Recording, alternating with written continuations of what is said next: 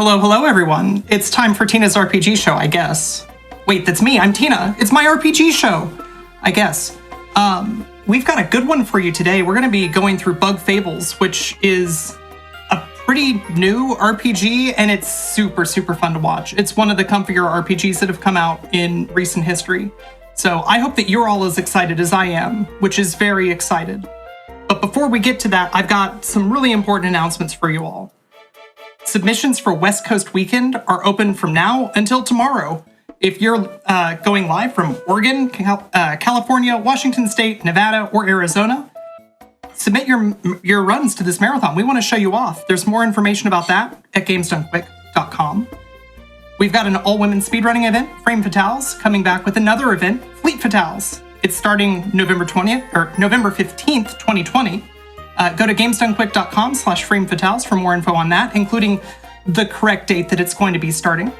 The games list and schedule is already out. Volunteer applications and prize submissions are open now until the end of today. So be quick about that one. We want to hear from you, but we want to hear from you really soon. So head on over to gamesdonequick.com/framefatales. It's going to be good. AGDQ 2021 Online is going to be happening from January 3rd to 10th. Check out the game submissions at gamesdonequick.com. Feel free to tweet at us at gamesdonequick and let us know what you're hoping to see on that games list. Check out the GDQ Hotfix VODs as well as past GDQ runs on our YouTube. Subscribe to youtube.com/gamesdonequick. Go to gamesdonequick.com/hotfix for all the info that you need on all of our hotfix shows. There's a ton of them. They all are just really, really great. And if you're not watching them all, you're missing out. And that makes me sad. For you. Next week, we have a couple of Halloween specials near the end of the week. You're going to want to stay tuned for those. And just as a reminder, shows like this and all of the other hotfix shows, those are funded from the cheers, the subscriptions. I've already seen a bunch of you doing that today, and I just went live. You're all awesome, and I really appreciate you. And I also appreciate Moonblaze Wolf, who's going to be showing off this game. Hi, Tina, and I am very appreciative of you for letting us showcase this game today, because this game has an amazing community, and as you were saying, it's just a wonderful, cozy speedrun. So thank you so much for having us. My name is Moonblaze Wolf. I've been streaming this game, and I've been streaming this game ever since it came out casually, and I've been streaming or speedrunning it, this category, any percent glitchless, for about 3 or 4 months now. This is absolutely one of my favorite games that's come out recently. I play a lot of RPGs, and this is probably one of the most charming and just beautiful games. It is very much a bespoke RPG. Just everything is done with love. The music, the characters, the dialogue, the boss sprites, just all the stuff. The story is really fun. So for those of you who have played the game casually, you'll probably recognize most of this. We do sequence break a few things that you probably had to slog through in your casual playthrough. Even though this is the glitchless category, we do consider anything that is done using the game's intended mechanics to be not considered a glitch. So we'll talk about that a little bit more later, but basically just know that I'm not going to be clipping through walls and doors and different things like that, which is what differentiates the any percent glitchless run from the any percent run. So it's about a 3-hour run. It's very cozy. There's a lot of tech that goes into it as well. There's so much work that's been done on this route, even just until very, very recently. There's some changes that were made that I've only been practicing for about a week. So it should go well. It should be a lot of fun. And I've got the person who really almost quite literally wrote the book on the any percent glitchless route here in the booth with me, and that is Danny. Danny, welcome. Thank you for offering to do commentary with me today. Thank you so much, Wolf. Yep. Hello, everyone. My name is Danny5247, but you can just call me Danny. I wrote the glitchless any percent route. Currently, the route we're going to be doing is what I call version 1.4, which has, if you played the game, we do Scarlet early, which requires us to get certain badges, or medals in this case, to help us fight the bosses and enemies a little bit easier. In this route that we're doing, which is more marathon safe, We're going to be fighting said boss a little bit later than intended, so that way the fight's a little bit easier for us to handle. Other than that, I think we're good to go. Yeah, I think we should go ahead and get started. And there's a few specific mechanics about the game that I know we'll kind of introduce as we're going through. So are you ready, Danny? I am more than ready. Are you ready, Tina? Oh, I'm super ready for this. I'm really excited. So Let's on see, your is chat countdown, we're ready? going to be good to go. Okay, as long as chat's ready. Chat, let me know that you're ready, and then we'll go I ahead think and get chat's started. ready. here. I'm watching chat. They seem like they want some bugs. Can you give them some bugs? They want some bugs. They want okay, bugs. some cute, adorable bugs. I can deliver the cute, adorable bugs. Awesome. Let's so do that. I'll do the countdown. We don't do it right off the start game. I have to choose my file name first. And one of the things that is fun about this game is you get to pick from like some emoji and stuff also when you pick your file name. So I think we're just going to go with the basic heart today. Sounds good. That sounds right. good to me. Yeah. And I'll count down from this screen. So we're going to go ahead and start in 5, 4, 3, 2, 1, go. And we kind of just jump right into the story here at the beginning. There's a lot of tutorial, obviously, at the beginning of this game. So I think Danny and I are going to use that as a time to kind of talk about the characters and the basic mechanics. We're going to meet 2 of the 3 characters right away, Kabu and V. And we're also going to get introduced to the basic battle system. So Danny, do you want to maybe start off just kind of talking about the battle system? I know this game is going to remind people quite a bit of another similar style game. Oh, yes. Well, first we're introduced to the characters, V, Kabu, V the bee, Kabu the beetle. For the battle system, though, like Moon said, we have basic things like attacking, skills, items, and later on into the first dungeon, we learn something called turn relay, where we can put one bug's turn to another, and it's used a lot in the run to give us different strategies. So for the tutorial battle, we just kind of fail every attack as it's quicker. It'll just be us flail about. This is a totally scripted fight, so... Yep, it ends in a couple of turns. We don't have to do any damage to him, just block and that's it. One of my favorite casual things about this game, I'm just going to call out now because you'll see it. Well, you won't really see it, but I can just hold down the cancel button to skip through all of the text. You can actually double mash through that to go just a little bit faster. I don't do that, and I don't think there's really anybody that does it outside of like the couple top runners of this game. I will use the double mashing in a couple specific instances that I will call out later on in the run, though. Yep. And now we're here getting briefed about, we're meeting for the first time. We're not actually a team yet. We just kind of met randomly. And now we just formed an exploration team, and our journey is just starting. Yep. And I'm going to walk up here and pick up my first badge in just a moment here.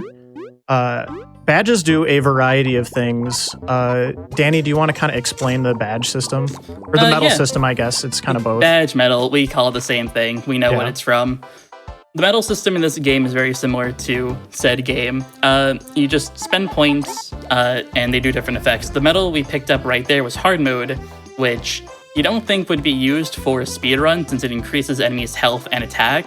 But there's one certain boss in particular that we use it for that makes the fight a little bit easier, surprisingly, and we'll get to that when it happens. Yep.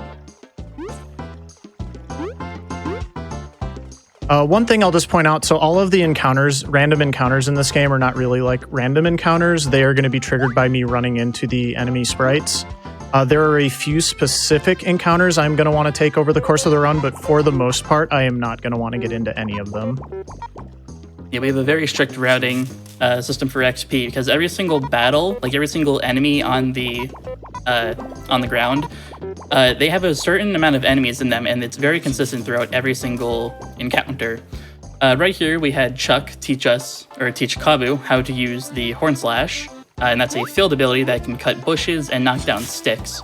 And what we did before that, after we learned it, was we cut a bush and we got a honey drop from it. Items in this game are sometimes scripted to, like some bushes are scripted to always have an item in it. So in that case, we had a honey drop from that all the time. Right here we had a crystal berry, which is similar to star pieces. We use those to buy really powerful metals. We collect 15 of them throughout the entire run.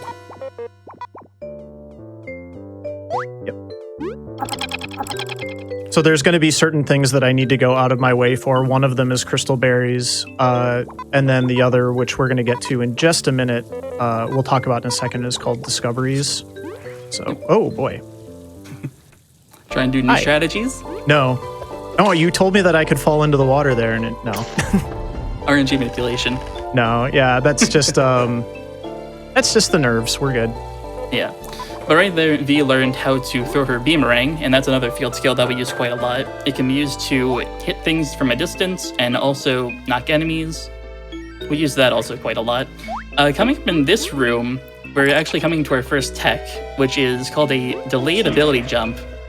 Nailed it. And he did it right there. So basically what we do there is we hold down the ability button, and then we jump. And basically what that does is that it buffers the ability to activate while we're in midair, and that can be used to save a couple of seconds, or in this case, just 1 second.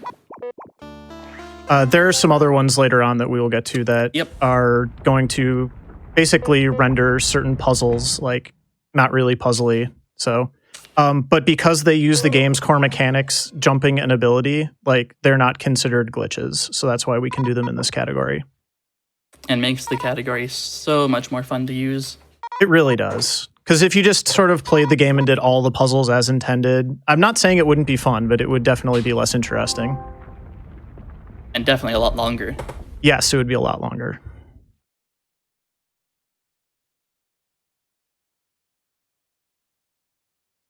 So I think the exploration's going pretty well so far, don't you, Danny? Oh, yeah. We kind of fell into a hole, got a mushroom, and now we're just kind of in a deep, dark cave. And, oh yeah, there's a moth now. Hey, it's a friend. He looks like he's in danger. Or he's just sleeping. Could be. All right. Well, now we're in danger. Now we're in danger. From the giant enemy spider. Yes. So this is the first boss fight of the game. It's another scripted fight. And the major thing that the game wants to teach you in the scripted fight is that certain characters have certain advantages in battle. So I'm going to do nothing for these first couple turns, and then Kabu is going to learn that he can't attack something that is hanging or flying. So that is kind of the lesson of this tutorial battle. And even if we did attack him, it does no damage. This spider actually has, I think, 99 defense in the code. So we couldn't do anything about it even if we could attack him. Yep.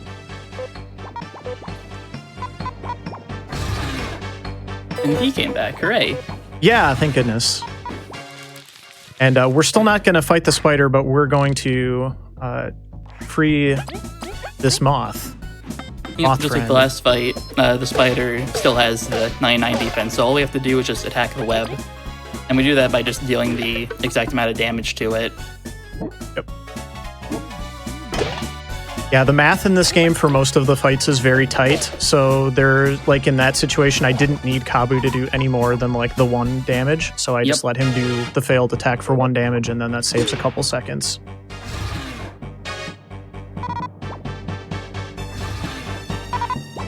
There's a lot of math in this game. Oh, yeah. We have a very math-inclined friend named the Calculus Kid, aka Calc, who does all the math for us, so Danny and I are currently flying without the powers of Calc at our side, but we're going to do our best to bring you all the math.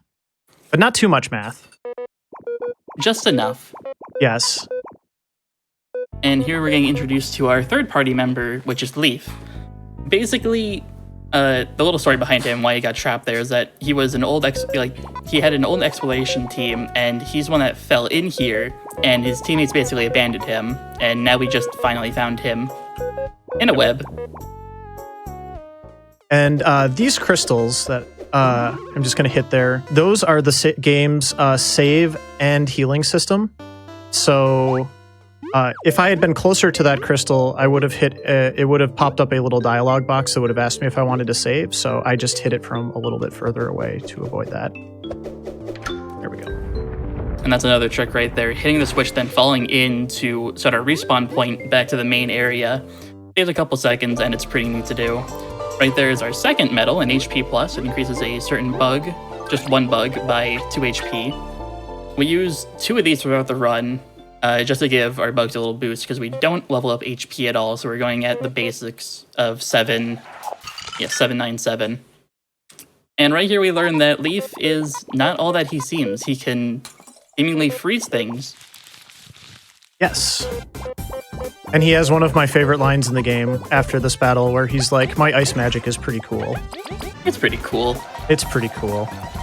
So we're just going to freeze these guys a lot. A lot of the early enemies that have low amounts of HP and are susceptible to that, we're just going to kind of load up the ice fall cannon there. All of the special attacks in this game have slightly different mechanics, although there's a little bit of overlap between some of them.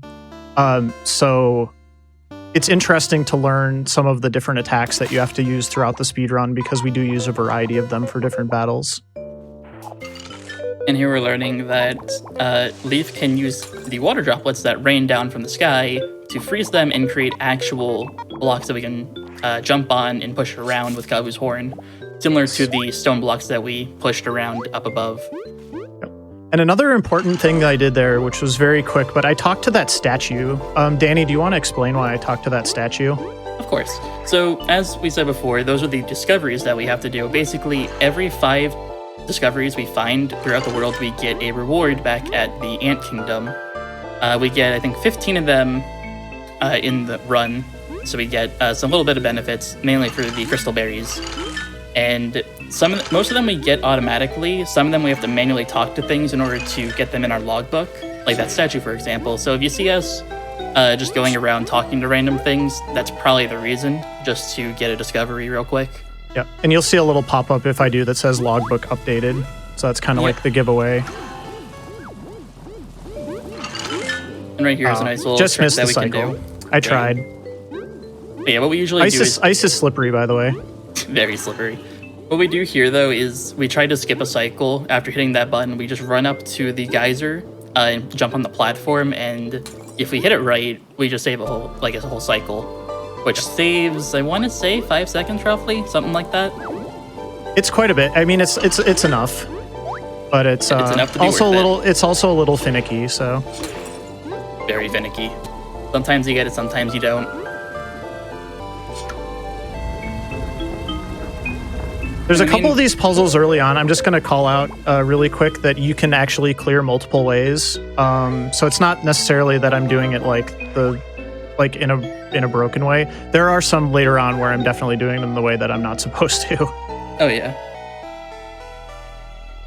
But I think that that particular geyser that I just did, I want to say there's 3 different ways that you can do that one, 3 or 4. Yes, there is. So. The way you did was the intended way. There's a few others that are just backup strats in case you don't get the right geyser cycle. Because for the most part, geysers in this game are randomized every time you load the room. So we just have to hope for the best. Yep. Yeah, there's this early platforming is pretty straightforward. We're just trying to get the fastest cycles that we can. There's not too much to it other than that.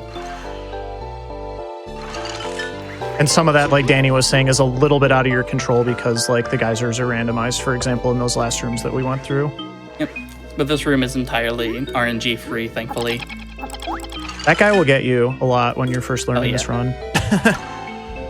Yeah, enemies can also disguise themselves as props in the room, like that jelly shroom right there disguised himself as an actual mushroom, and when we got too close, he actually popped up. There are a few enemies early on in the first couple chapters that I always freeze just kind of defensively because it's just a lot easier than having to take a random encounter if they decide to be jerks. Yeah, and even if we do get a random encounter, our berry count will take a hit because every time we run, we lose berries. Yes. But thankfully, we know enough about this game that it's not going to be too big of a deal if we get 1 or 2 encounters. We have a lot of backups involving just picking up random items to sell at the market that are costing a lot, or just picking up certain bushes that drop 5 berries. Yeah. It's the berry routing for this run is actually the tightest early on, but it's mostly going to cost you time because you can always get that back up, like Danny was saying. Later on, you have more. You have quite a few berries and it's pretty generous that way. Mhm. But yeah, early on, if you get like a random encounter, can be kind of annoying. So right here, we just found the Ancient Mask, one of the artifacts that we're set out to find, and doing that triggered the room to start flooding. And we know that's not good. And hey, there's a spider again. Yep. Jumping out of nowhere. He was probably crawling on the ceiling. But yeah, this scene is very like Indiana Jones. But we're going to take him down for real this time. This fight's pretty basic. For the first 3 turns, we're just doing basic attacks against him. At least basic attack, I don't think I talked about this before. It's similar to Vivian, where we just wait 3 seconds and then we press the button prompt. It can either be for the Xbox controller, X, A, B.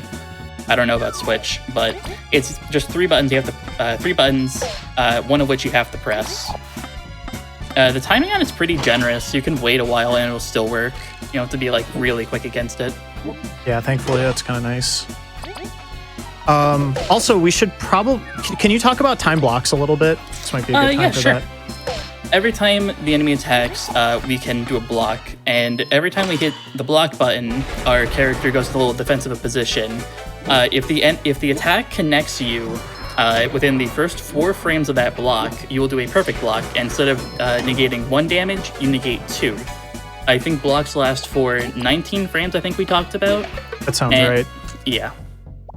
So you have 19 frames of blocking every time you try to block, and 4 frames, the first 4 frames you can perfect block. I just have to call out, he was being very... Oh, he's doing it again. So he really wants me to demonstrate this double mashing technique for you, which is where I'm using my controller and my keyboard, which is part of the reason why it's generally better to speedrun this game on PC, although it's available on all platforms. You actually can double mash, apparently, on Switch using a Joy-Con and a Pro Controller. Okay. I got the bad... I didn't get lucky with the freezes, so it's going to take 1 extra turn here. Yeah, so here with the Icefall, bosses generally have a higher resistance to freeze. And what we're looking for here is if he froze on the first or third Icefall. If he got frozen during any of them, he would have died during that tornado toss, but instead we have to wait an extra turn, which loses a little bit of time. Yeah, I just needed that 1 extra damage. And you get 1 extra damage if you attack a frozen enemy, so that's kind of where that comes from. Every enemy, as far as I understand it, Danny, has a percentage to freeze when you use Icefall on them. Yes. I want to say his is 50%. It varies from enemy to enemy, actually. Okay. Like, some of them can be more resilient. Some of them, like plants or fungi, as we saw in this dungeon, will pretty much always freeze. I will mention, every time we freeze an enemy, the resistance to being frozen goes up by, I think, 15%, I think we saw. So sometimes if we freeze an enemy like a plant, the first time we'll always freeze them, but the second time there's always that 15% chance that they will not be frozen. But it's pretty unlikely. So I've got an interesting question for you. Yes. You mentioned that it was, I think you said it was 19 frames. Yes. That begs the question, are the block windows frame rate dependent, or is it just a set amount of time and we're using 1 frame equals 1/60th of a second for convenience here? I'm actually unsure about this. We recently learned about the whole blocking thing like a day or so ago, and looking through the code is a little bit complicated, as they said. They're actually having a debate about how many frames it actually is. One of them said it was 19 frames total. One of them said 20. So we're kind of leaning back and forth about what the actual number is or how it's determined. Okay, so this is something where ongoing research is still being done. Yes. Oh, that's wild. Cool, thank you. No problem. Another really quick thing just to add on that point. I play this game at 60 FPS. Frame windows also come into consideration for some of those ability jumps, like the not so much the header jump that I did with Kabu earlier, but there's going to be some later on that are a little bit more frame dependent. For newer runners, and I know I did this when I started running this game, if you have a spot where you really want to hit that trick, and I feel like they do this in any percent as well, although I don't know any percent as well, you can actually turn the game's frame rate down to 30%, and it does help hit those windows. Yeah, I will say, because I do know this from any percent, turning the game to 30 FPS actually makes things like the boomerang easier to clip into, like a wall. Yeah. So that frame window, the game does use a lot of frame windows for the timing of various things. We're meeting the queen for the first time here, so this is kind of like story stuff. We got the first artifact. This game has a really nice kind of flow to it. It's broken up into 7 chapters. Pretty much every chapter is a action section, a boss fight or two, and then you get kind of like the story progression cutscene to sort of get you ready for the next episode, as it were. Mm-hmm.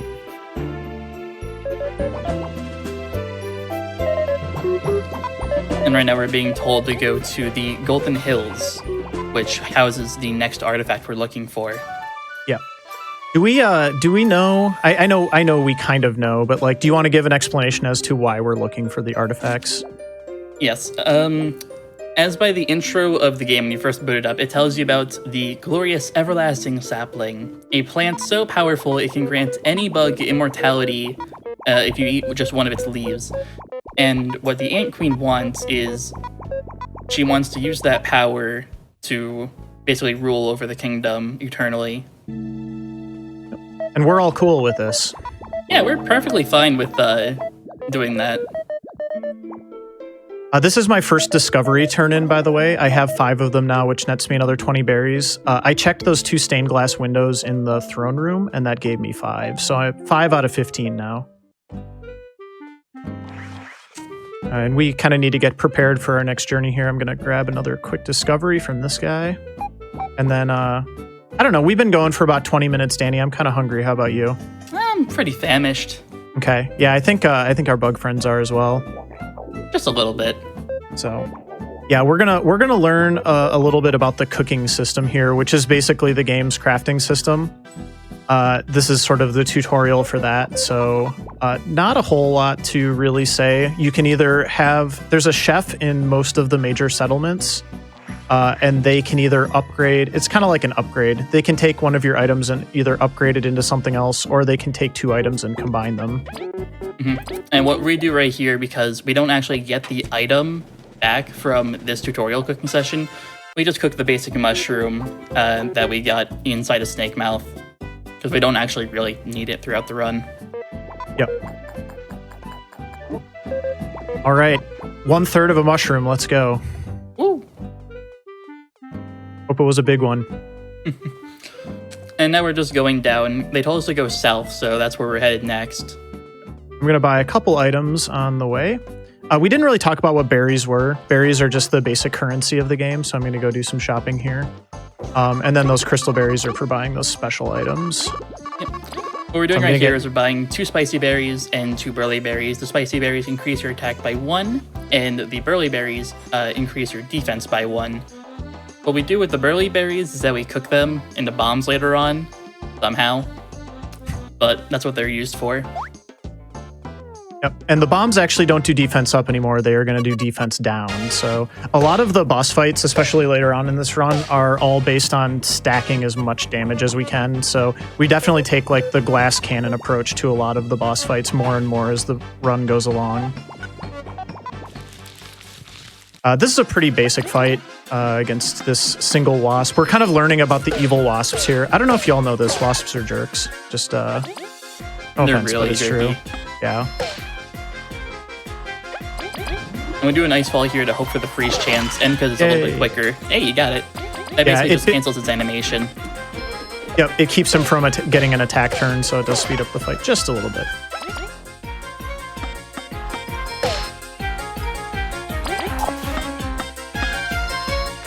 Alright, so that was like a perfect fight. Yep, Not that was. Thanks, RNG. I think that's a 60% chance to freeze or a 50% chance, something around that ballpark. Sounds about right.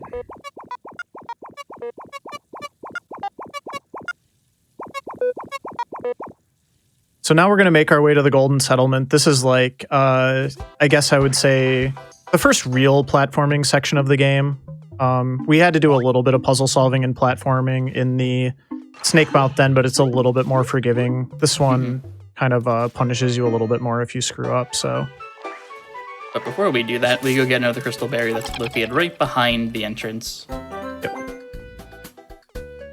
I like to get random berries that I find too. They help with like your margins a little bit later on. Especially if you get a accidental encounter, they help a lot. Yep.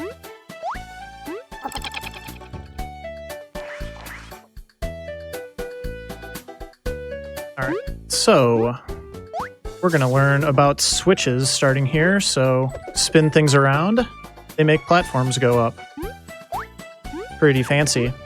Of course, if you don't need the platform to go up, you can just do that too. Yeah, sometimes you don't need to actually move the platform, but it's very rare. I think that's the only case, one of two cases, I think. Oh, there you go. Yep. Yeah, this entire section, this entire chapter is going to be dedicated to these turning bridges, moving them in the right position every single time. Oh, this guy's going to be a jerk. Okay. Oh my gosh, I didn't think I was going to be able to move there. So I'll explain. This certain seedling, we like to call this seedling the final boss of the game because... Oh, he got out of the ice too fast. Okay. Dang. I couldn't get through. I was trying to squeeze through. Okay, so I need to run away now. I'm trying to remember. I think we need 11 berries here. So you're going to have to farm bushes, which thankfully bushes in this area have a higher chance to drop berries. Yeah, I need 10, so... except I probably needed to go back. Yes. I actually need to go back. Or I can freeze these guys, but I'm just going to go back. I think that's going to be a little easier. Or get, like, these ones. Yeah, most bushes drop berries, so it should be fairly easy to recuperate. Yeah, unless I get into another random encounter, that would be sad. No, you shouldn't have to. I think the bushes in that room I don't want to go back. More than enough. Yeah, I just need to... Respawn them. Yep. Oh, come on. Just like about the high drop rate. Yeah, we were just talking about it. We jinxed it. Oh, I have to go back down there now, too. Yeah, this is why there's particular random encounters you really do not want to get into, especially early on. Yeah, the seedling is a great restart point. Yeah. It's fine. It happens. It does. So I'll just, we just need to find 3 more berries. We'll be fine. Alternatively, we can skip the honey drop and just get it afterwards. True. Let me just try. There's a couple more here. I want to believe. We all want to believe. Okay, one more. You can do it. Come on. Yes, there we go. Perfect. Okay, we're good. A little bit of a delay, but better than not getting any berries. It happens. That's actually like the worst area in the entire game to get an encounter in my opinion. Because you have to farm the berries in that case so you can buy the items or some of the items here. But we're here now. We are ready to progress. Yep. Welcome to the Golden Settlement. And what we're doing right now is we're trying to get the offerings for the goddess Venus. So we're having the Golden Festival. Basically, what we're going to do here is first we're going to start cooking some stuff. So we have to buy some nuts and buy a honey. We're going to cook all that up into the bombs I said before and a glazed honey. And then we're just going to be doing 2 mini games after this, which would be an eating competition where we just mash the button. And next we're going to be playing a game called Whack-A-Worm, which is basically just whack-a-mole, but with V's boomerang. It's very satisfying. It is. All right, so I'm making 2 burly bombs here. One thing of note is if you choose the wrong ingredients, the chef will always try to cook whatever you give them, and if it's a mistake, you get a mistake. So you have to be very careful not to give them the wrong stuff. Yeah. Another point those are where, the 3 items I need. Yep. Miscooking is something that if you don't get down properly with the menuing when trying to go fast, and you cook, like, say, a burly bomb and a burly berry, that's a really good restart point. Yeah, it's very sad when that happens. It's happened to me before. Yep. Yeah, I've cooked a spicy berry and a spicy candy before. That wasn't very fun. Oh no. It's how you learn where your backups are, though. Yes.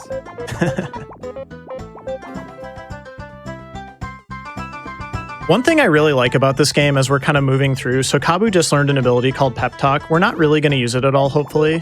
But I do really just like about this game, most RPGs, you get new abilities when you level up and stuff. And this game, a lot of times will give you new abilities through like story reasons or cutscenes in the story. And there's just something that's really neat about that. It's very different. I like it. Like we're actually gaining real experience as explorers. Yeah. And it's time to eat. We have an advantage here. Sorry, everybody. I win. They tried. They can't beat the power of double mashing. They cannot defeat Leif's iron stomach. All right, and I need to remember to get the weak stomach medal here. Yes. Yep. One offering out of 2. We get them in this order for menuing reasons later on. Yep.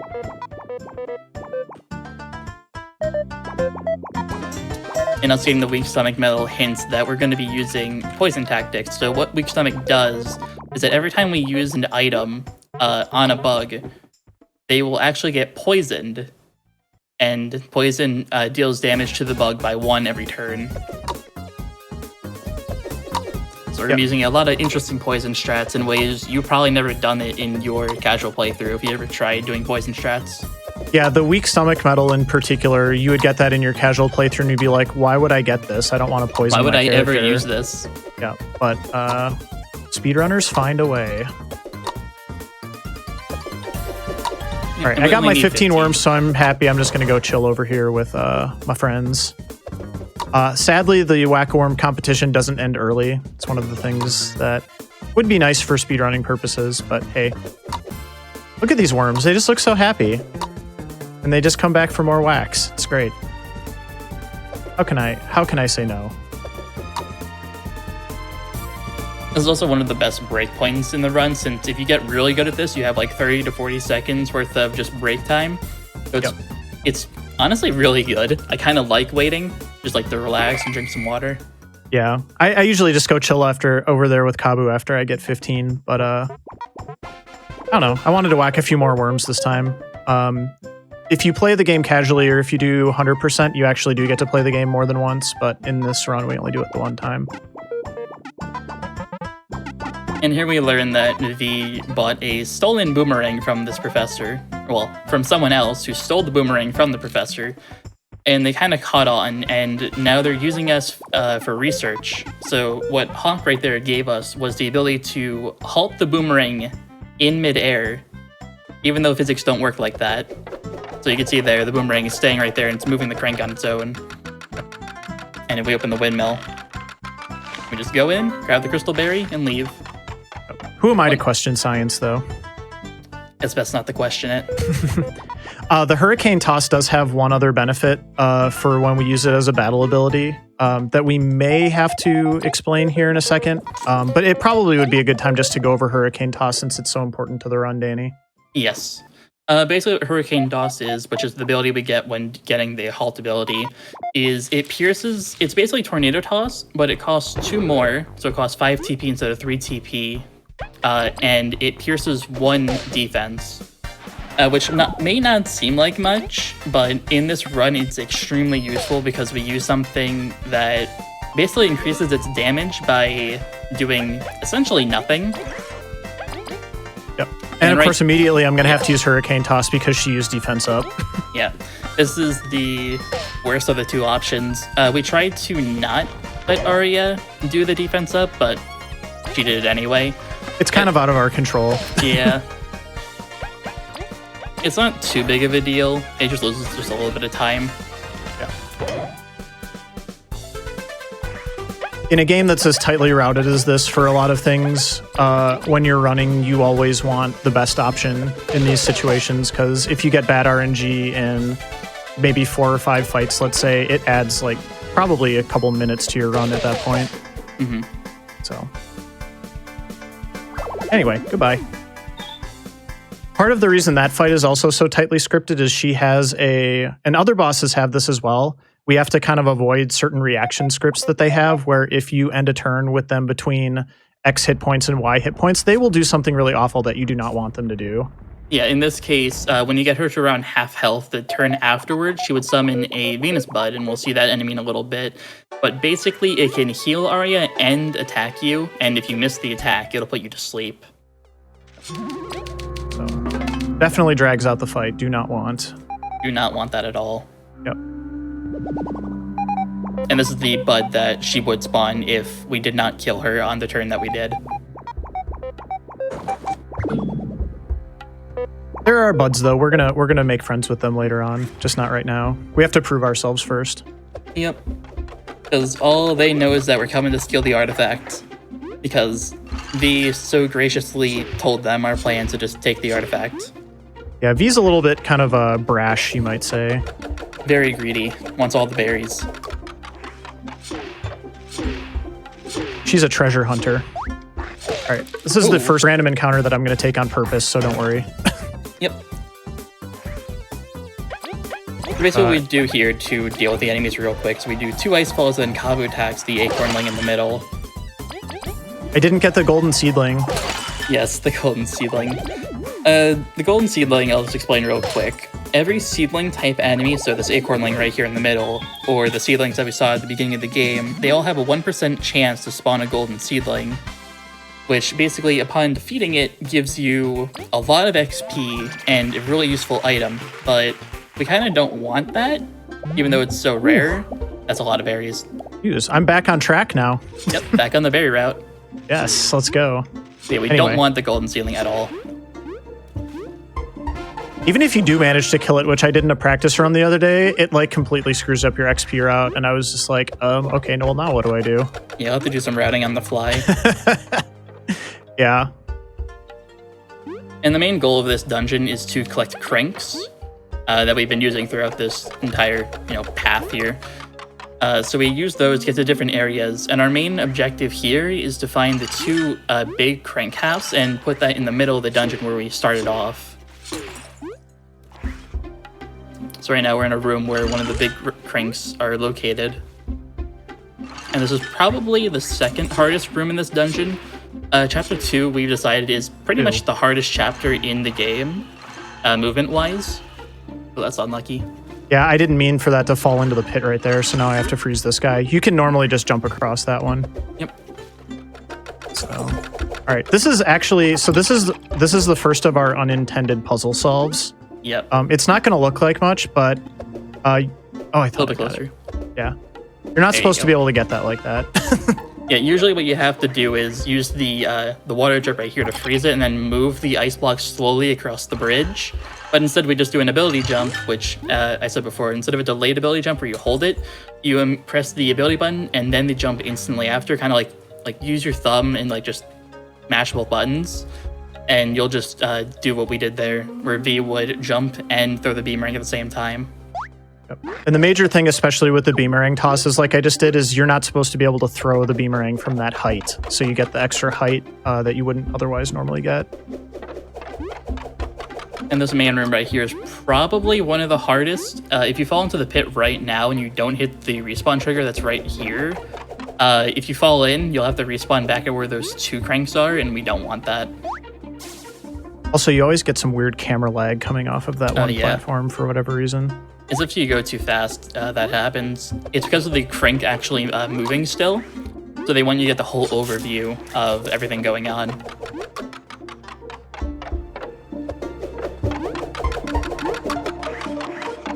I'll freeze this guy for safety. Yep. And right here we get the second of the small wooden cranks. We only get 2 of them in this dungeon.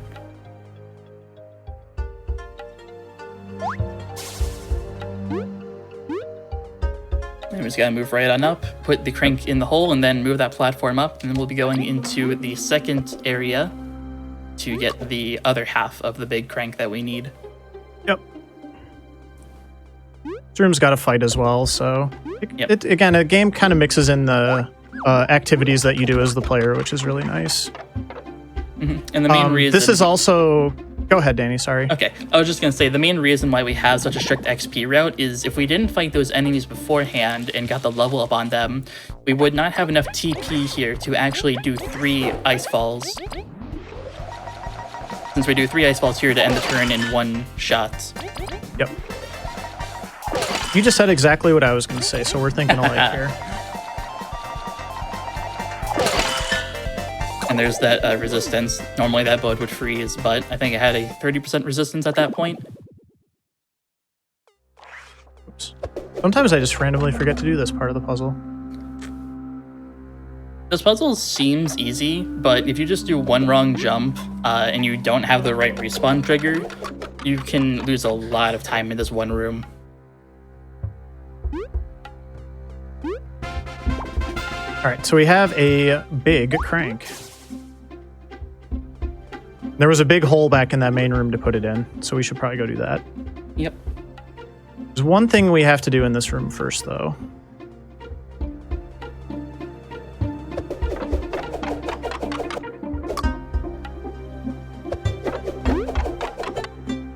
So this is a little tricky. If I can get it. There we go. Ooh, I even got it. I got it with some swag. Let's go. But yeah, so there's a crystal berry up here that we need, so. This is honestly the hardest trick. Usually what we do there is we don't wait. We just kind of blindly run and jump and hope we land on the bridge. But the safety strat, of course, is just wait until you time it correctly. And when we put the big crank in, surprise! Our rivals show up. Yep. Yes. These two. I don't know. What do you have to say about these two? I love these two. They're great support characters. They are. They're also really good rivals. Some people don't like them. I personally do. We also see Zas, which is the one in the front. We see him a lot. We see him in the beginning, and we also saw him during the eating competition, where he failed miserably because he got a stomachache if he paid close enough attention.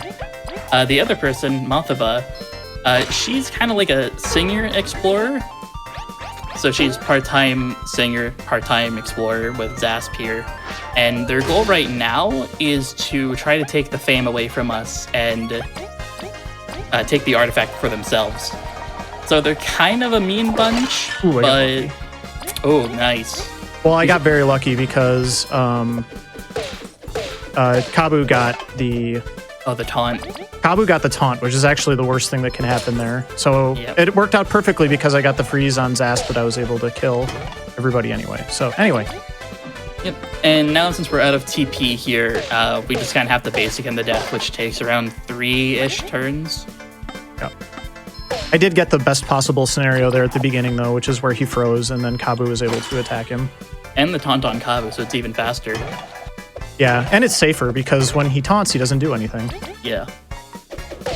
At this point, he can taunt as much as he wants because all I'm doing is basic attacks anyway. Yep. If anything, that saves the most time, just him taunting. Yep. Because usually in this fight, if he just straight up attacks someone and they die, this fight gets a little bit longer, but still doable. It just... Yeah. Not the best scenario. I would say this is the first fight where doing the time blocks effectively really will help you save time. And occasionally just not get killed, but yeah.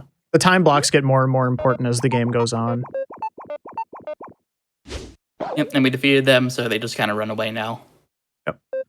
We'll see them later on.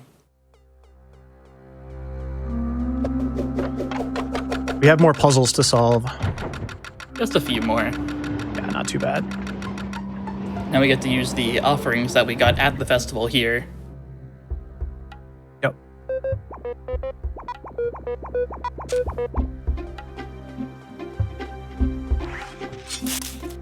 Leif starts speaking in tongues whenever we're near an artifact, by the way.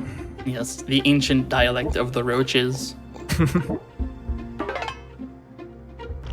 So we have those 2 offerings from the festival. We just had to feed them to these 2 fly traps that are up here. And thankfully, they have a nice mark, like a flag sitting there next to them, so we know which one to give them.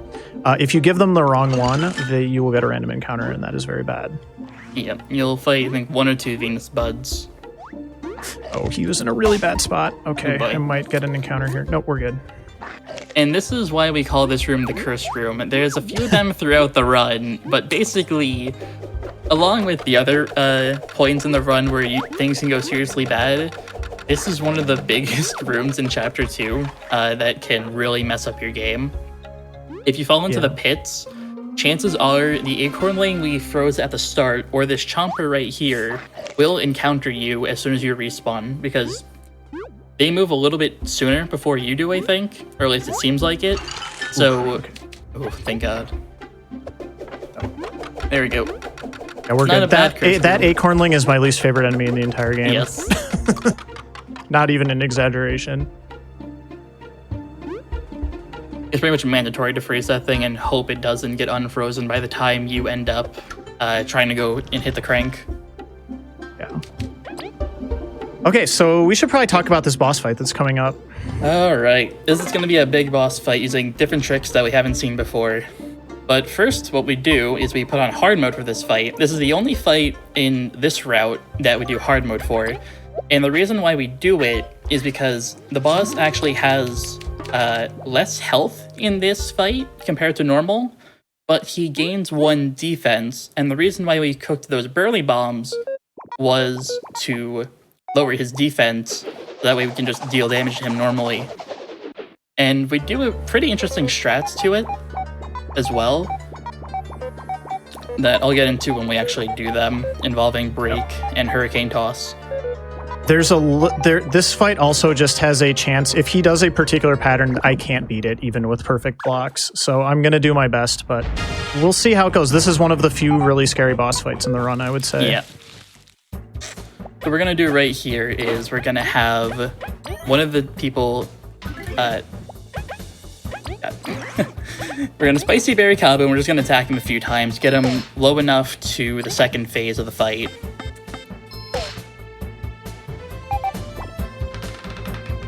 That was a bad Ooh. block. I might be bad. It's still recoverable. Yeah, we'll see. So long as he doesn't do the defense up, we should be fine, because it doesn't matter if one of them dies, so long as they die on the third turn rather than the second. Yep. So this attack is very important, whatever. Oh, yep. I don't know if I can do this now. And he got attack up.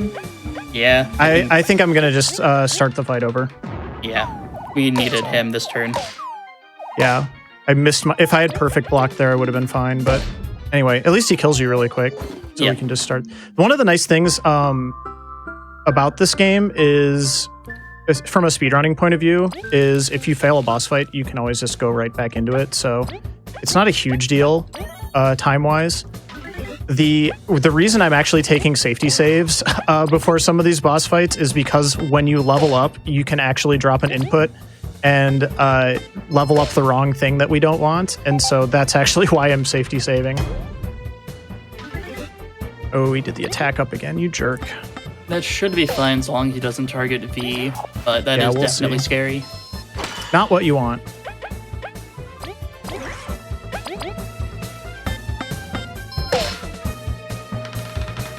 Yep. I even blocked that. I even blocked that time. All right. Well, he's going to be rude today. That's fine.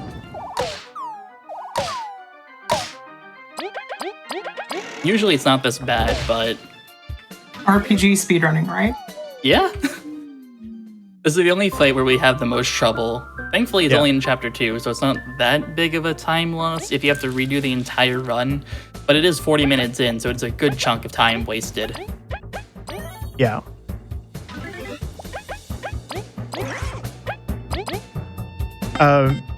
He does have a lot of good RNG patterns too. I just have to say for the record, like, this isn't like a 1 in 5 or anything like that. I'm just getting pretty unlucky, and I missed a straight up block. Oh, he did it again.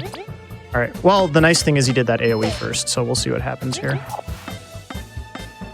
Him doing attack up is like the one thing that I do not want to see. Because it just opens up so many more avenues. Yeah, this is bad. Oh, We'll try it though. We'll try it.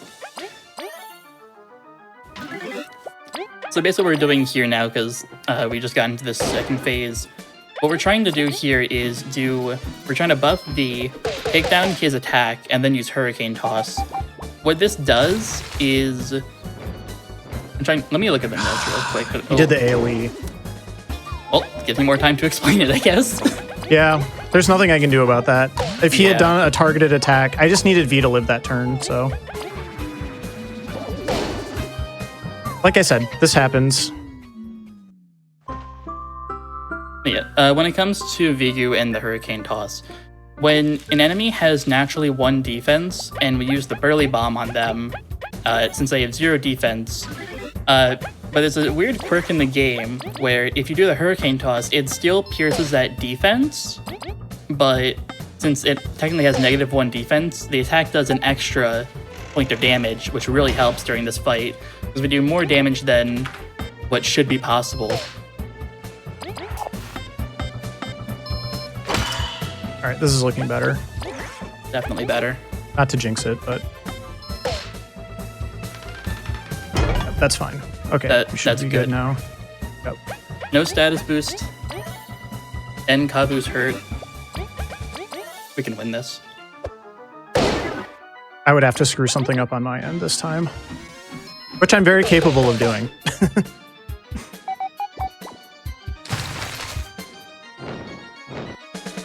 Yay. Perfect. Yep, all right, so now we're good.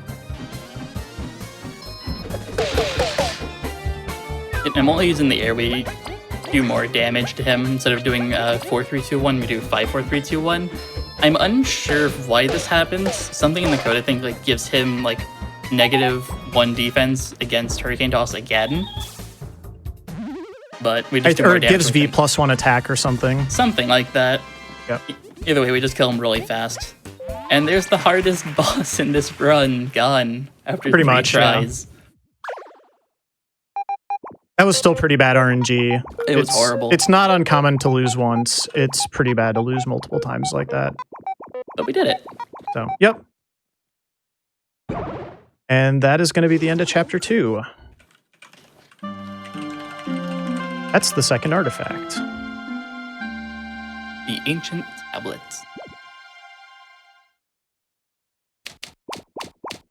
All right, so we should go report in with the queen. Yep.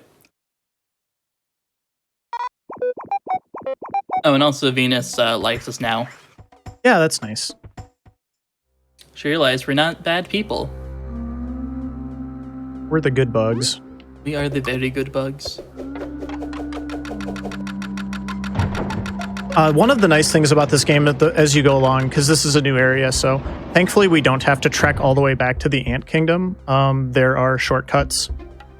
There's a shortcut fast travel network all throughout the game that's going to get unlocked after we finish this chapter. So, yeah, when it comes to the fast travel system, you can either buy your way back to the Ant Kingdom using berries that increase by like 5 or 10 every time you get to a new area. You have to pay the bug that stands next to the rock that would be the fast travel. Basically motivate her and give her berries to feed her to do it. Or after every single chapter boss is defeated, instead of paying berries, she just does it by herself and opens the way for us, which is really helpful. that was another discovery, by the way. And then I needed to get that top hat item down there for a side quest that we're going to finish for another medal in a minute. So now we can head back. Yep. Now we head back to the Queen and report in.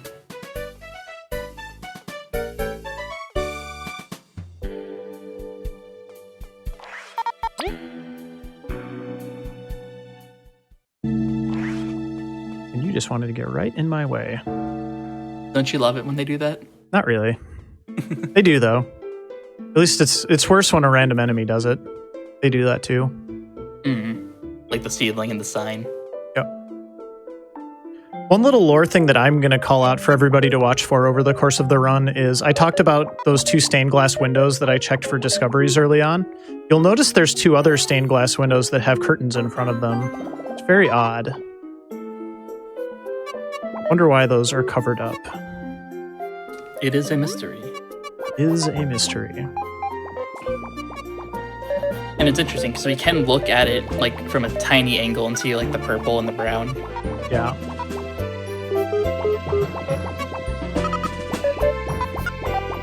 But hey, we need to I need a vacation after that. What say we go to the honey factory? A nice trip to the Bee Kingdom. Where dreams come true, the honey factory. And just like last chapter, before we actually go to our destination, we have to do some quick side stuff. You know, shopping, getting some medals. Cutscene. cutscenes.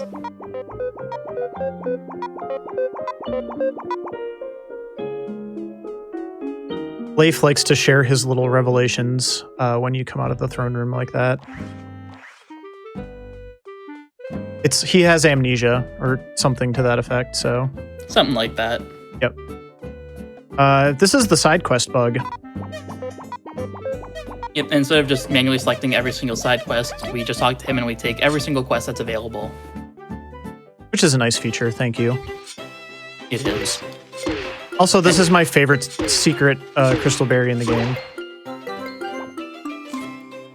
It's hiding in the music box, and you get to play a cool tune with Kabu, and then the berry pops out. And the reason we got all those tasks is because, like I said, we open up stuff to do, and one of the things to do is help out this guy, which is to give the top hat to him. And what he did is he gave us the favorite one medal. Essentially what this medal does, because it's not really too descriptive in the actual game, is that the selected bug has -1 defense, or just -1 defense, and every time they get hit, the other 2 bugs get a charge, which is basically a temporary +1 attack that can stack to 3 times. So if you let it stack a bunch, you can get it to ×3, which is a +3 attack. Yep.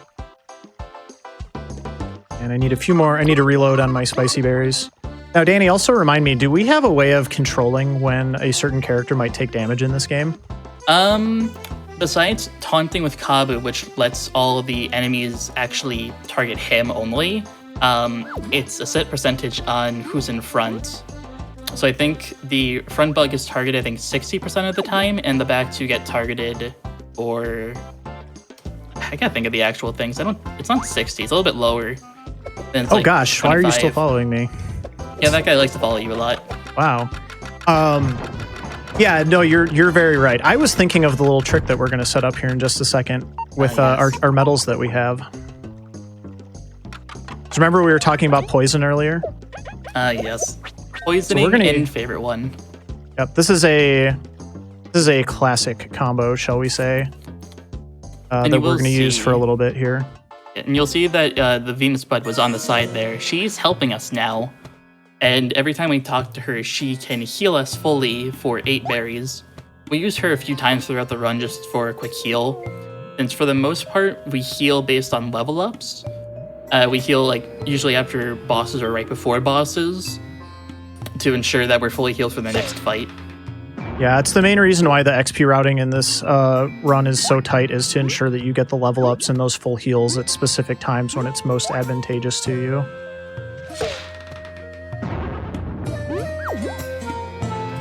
And a little bit about the area we're in. It may look like a desert, but in reality it's a giant sandbox.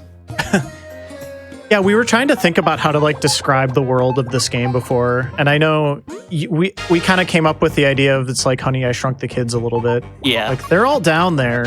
They're all doing all this heroic epic stuff. We just don't really know about it. By the way, this is the hardest ice fall in the game. I kind of missed it, but that's worse than it could have been. They both froze, so it's good. Yeah. And yeah, let's activate this here favorite one medal, shall we? Yeah, so what we did there is Kabu self-poisoned himself. That way he takes damage on purpose. That way we trigger favorite one. It's a really interesting thing that we do. Ooh, nice. There we go. It's really, really hard to hit all 3 of them. You would think it would be fairly easy, just hit the middle one, but the window is actually tighter than that. It is. It's really hard to do.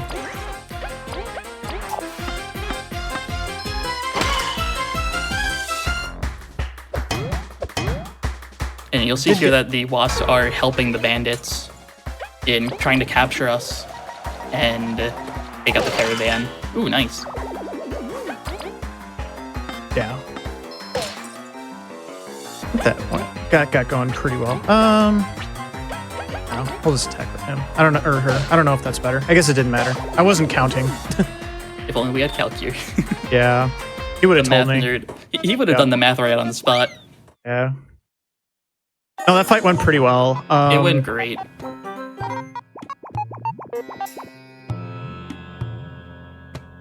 And for our troubles, we got a Crystal Berry. That would be the 9th one out of 15. Yep. And we get to progress the story, which is also important. All those kind of scripted fights. This guy is going to be close. Okay, we're good. All right, so we are entering Defiant Route, which is kind of the Ant Kingdom's desert oasis. I don't know. I guess that's a good way to describe it. Do bees like the sand or something? Is there something I'm missing here? I'm unsure about that. Maybe there's something. But what we do here is, if we get too hurt during that battle, we can always take that item and just heal for 5 health. It's a better solution than taking the bed, which is in the next dungeon, because we get locked in there. So in order for us to heal properly, at the start of the dungeon, there's a free heal that we use if we get too hurt. Yeah, so that was basically a safety backup right there, because I took a little more damage in that last fight than I would have if they had frozen more, so... and I know from our showrunner, Tina, that we are interested in doing wellness breaks every hour. So I think what I will do is we have a long cutscene coming up here after some story stuff. And I think we'll take our first wellness break before we head into the honey factory. So I'll go ahead and call that out in just a minute here. Yeah, that sounds good to me. RPGs are long, and speedruns are also long, and it's one of those things where being able to stretch your legs in a situation like this, where we're not necessarily going for a world record, we're just showing off a really cool run by a really cool runner, it's good for your health. So, yeah. Absolutely. Mm-hmm. So there's an ability that Leif is going to learn here. More Leif lore. I say Leif. Do you say Leaf? The devs pronounce it as Leaf. Okay. Well, I don't want to question the devs, so... Yeah, just like how people say V is Vi. But yeah. It doesn't matter how you pronounce it, but that is just how the devs originally said it. I gotcha. Alright, so we learned an ability called Bubble Shield because Leaf did not want to get dissected. Understandably so. No one would do that. And now we're going to round up all of the minor other explorer characters that are chilling here in the honey factory. This is Jen and Ari. We haven't really talked to them very much, but they're a couple of good beans. They're pretty generic. They're a little bit generic, yeah. What's the whole thing? Because there's 2 others. Yes, there's 2 mini bosses in this game called Sen and Pisky, I think it is. That sounds right. Yeah, so when you put them together, it's Jen, Eerie, Sen, Pisky, which sounds like generic NPC. Which is honestly really funny. It's a nice play on words. Yeah. We don't see the other 2 in this run at all, but it's something that's in the game that you should definitely check out. Also, I talked to that bee that was by the honey fountain there and refilled my teamwork points, so... But hey, it's Mothava. And off in the corner, there's Zasp. Yeah, we're going to have to talk to him, and then we'll have rounded up the whole crew. And then after this, we go talk to the Bee Queen. Yep. All right, that should be everyone.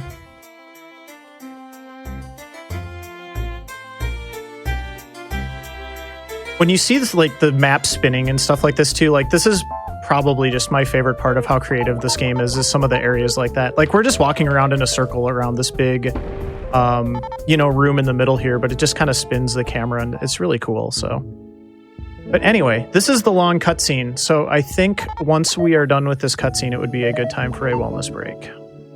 So I'm just going to hold the dialogue skipping button down here. And then when our party forms back up, we'll just take a quick break. And Tina, how long did you want this to be?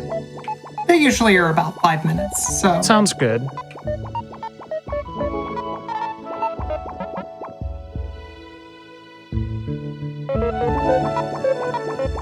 It's very peaceful. Okay, let's go ahead and take that wellness break then. All right.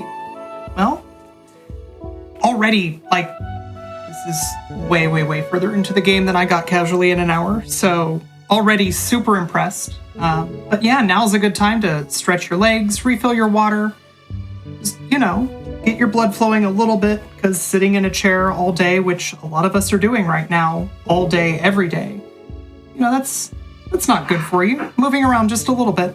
It's good. That's better for you than not. I totally agree. I mean, I think we picked a good music track to stop on too. So I'm going to get up for just a second myself. So I will be right back. Welcome back, everyone. We're already way into this game. We're already in Chapter 3. Moonblaze Wolf has just been sprinting through this game, and that's not even this show. This isn't the sprint. This is my RPG show, I guess. And yet, here we are. And we're going to get back to that in just one moment, but just reminder of all the truckload of announcements that I have here for everybody, just for anybody who wasn't here at the start. Submissions for West Coast Weekend are open from now until the end of tomorrow. If you live or are from California, Oregon, Washington State, Nevada, or Arizona, be sure to submit your runs for this weekend-long marathon. It's going to be super fun. Information is over on gamesdonequick.com for that. We've got an all-women speedrunning event, Frame Fatales. We're returning with another event called Fleet Fatales. It's going to be going on online from November 15th this year, 2020. You can head on over to gamesdonequick.com/framefatales for more info on that one. Games list and schedule are both already out. Volunteer applications and prize submissions are open from now until the end of today. We want to hear from you, but we want to hear from you very, very soon. So head on over to gamesdonequick.com/framefatales to check that one out.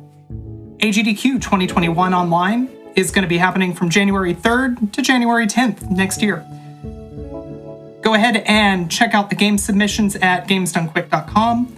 Feel free to tweet at us at gamesdonequick. Let us know what you're hoping to see on the games list. Check out the GDQ hotfix VODs as well as past GDQ runs over on our YouTube. Go on to youtube.com/gamesdonequick once this show's done, because once this show's done, you're going to want more speedrunning content, and hey, you can get more speedrunning content at youtube.com/gamesdonequick. You should, while you're doing that, head on over to gamesdonequick.com/hotfix for info on all of our hotfix shows.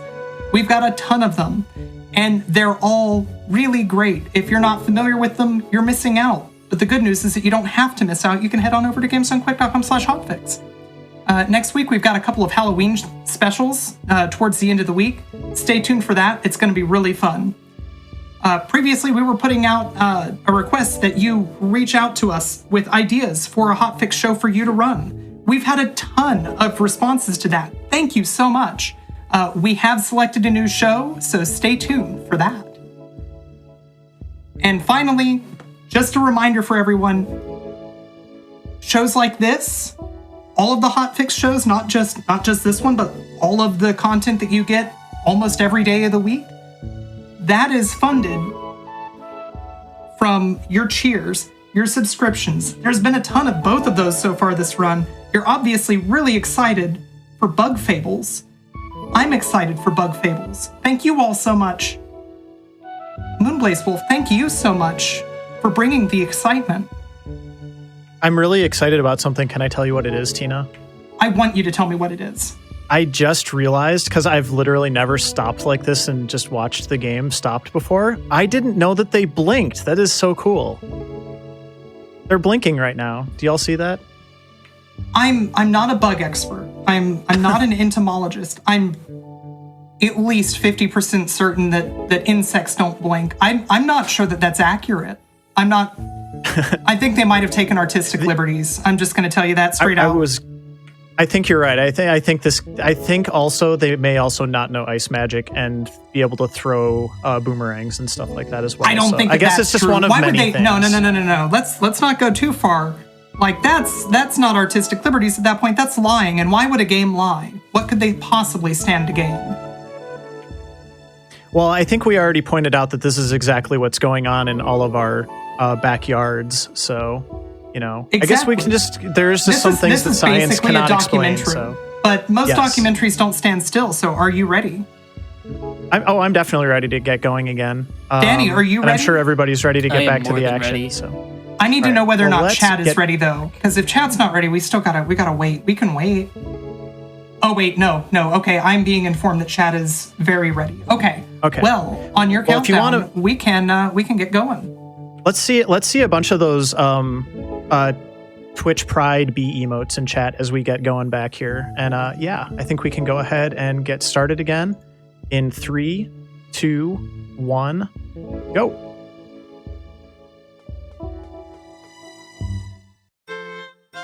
All right, so we gathered up the whole team. We are ready for one of my favorite areas of the game. Danny, I know this is one of your favorite areas as well, the honey factory. It is. So a lot is going to happen in a pretty short period of time here, but basically we're here for a tour. We just want a tour, we want to get the artifact, and we want to be on our way. But unfortunately...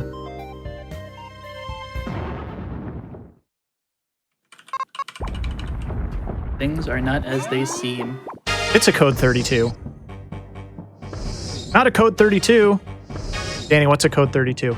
I don't know what a code 32 is. I don't know what a code 32 is either, but it makes all the doors lock, so that's not good. We do have a way of reopening these doors, though. We're going to use a series of... I mean, they're basically tickets. Key cards. They're key cards, yeah. So we're going to grab a series of key cards and make our way through the puzzles here in the factory. We're also about to get a really exciting ability. One of my personal favorites abilities. So if you're a speedrunner, one of the things that you absolutely hate is random encounters. This ability that we are about to get, in addition to all of the other cool things it does not eliminate random encounters, but it makes it a lot harder. Like, I'm going to have to try to get into random encounters from here on out, so... And that is the bubble shield. But functionally, for like a puzzle, for the purpose of puzzles, what it does is it allows us to walk on these electrified platforms. And all hazards, so like the thorns in Chapter 2, we can walk on those now. Yep. But I can also, as you see there, I can push enemies out of the way with it, so they just kind of bounce off. So I've got a follow-up question for that one. You've mentioned previously that experience routing is really tight in this game. Mm-hmm. How many encounters are you going to be trying to force, since now you have to try to get into encounters? Let's see. On the XP route, it depends on this next boss. It depends if he spawns a ad. So basically, he has a chance to spawn one of the bee-boops, which are the flying things that we bumped out of the way. If he spawns one of those, the XP route varies slightly for the next few fights, but I think when it comes to normal enemies, we fight, I think, 4 of them, roughly, that are like not forced encounters, or 3 of them. As far as like actual encounters, we're going to take 3 over the course of the run, one of which I already took, so there's going to be 2 more. It just depends, as Danny was saying, depending on, with this next boss, if we get an ad or not, will depend on which encounter we take. So there's just a lot of technical stuff that really went into this run to make the XP routing pretty much perfect. Mm-hmm. And it's still being improved upon. Yes, we're trying to get that, down to 2, I think, actually. Mm-hmm. Or faster encounters, potentially, as well. Yeah, the main thing right now is faster encounters. Like just a few days ago, we routed out one encounter, but another encounter, and that stays roughly 9 seconds. Yep. This game is definitely in the optimization phase, and there's been so much work that's just gone into it recently, and I know Danny is one of the people who's been really at the forefront of that, so... but I need to focus, because this room sucks. First room at number 2. Oh, wow. What did I don't even know how I did that. Oh, wow. I did not expect him to freeze there. That was very lucky. Very lucky indeed. I don't even know what to do now. Just get him on Oh, he got me. Well. I didn't think he could go through that block like that. Oh, well. He ran on top of the button, I think. So yeah. have 8 berries, so we should be fine. We're good. I just need to take a deep breath here and get this guy under control. Mostly I was shocked because it froze this other block, and I was not expecting that to happen at all. Right. Oh my gosh. This is in the weirdest spot. I need to freeze him one more time. There we go. Now we're good. And I will bring up, when it comes to freezing enemies, usually they break after a certain amount of time, but we realized that if they're not in the camera view, like in the general view of the camera, their freeze timer actually stays still. So normally, he would have unfrozen by now, but because of that, we can stand right here on this grate, and he will unfreeze when we open the door. That's not the intended way to do this puzzle, but we can cheese it easily by just having him unfreeze at the right time. Yep. So unfortunately, a little bit of a time loss there because he decided to be really rude and just do that stuff. So I need to switch my medals here before I do this puzzle. We do call that room a cursed room for a reason. It is true.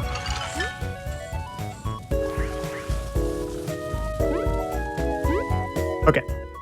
So now we're going to fight a couple of bee-boops. These are some of, mostly because of the name, honestly, these are like some of my favorite enemies in the game. Bee-boop. It's just so fun to say. Beep boop. Yep. They are annoying to face, though. They have enough health to where just killing one takes a whole turn of the party. Yep. But it shouldn't be too big of a deal. But It's I wish mostly a this fight slow could be fight, faster. Yeah. It's just a There's little really no way to unnecessary speed this fight. fight up. I mean, there technically is, but definitely not the most optimal. Yep.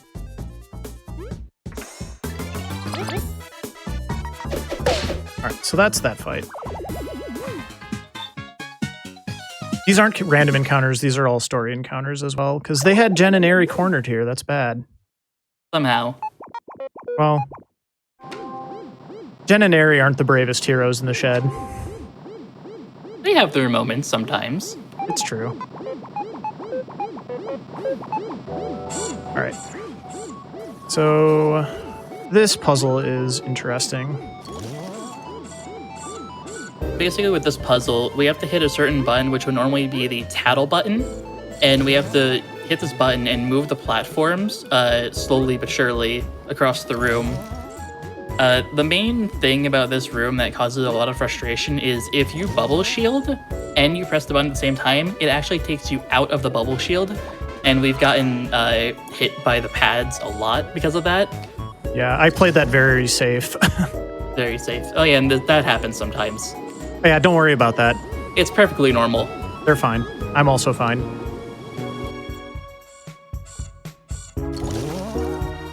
The one of the interesting things about Bubble Shield from a speedrunning perspective is I'm sure everybody has noticed by now, but it actually slows you down quite a bit. So you want to like optimize the amount of Bubble Shield that you're using so that you use just enough to protect you from the encounters and not enough so that you're like walking it with Bubble Shield up any more that you need to, which is definitely something you just learn the more you play this game, like when you need Bubble Shield, how long to keep it up, and different things like that.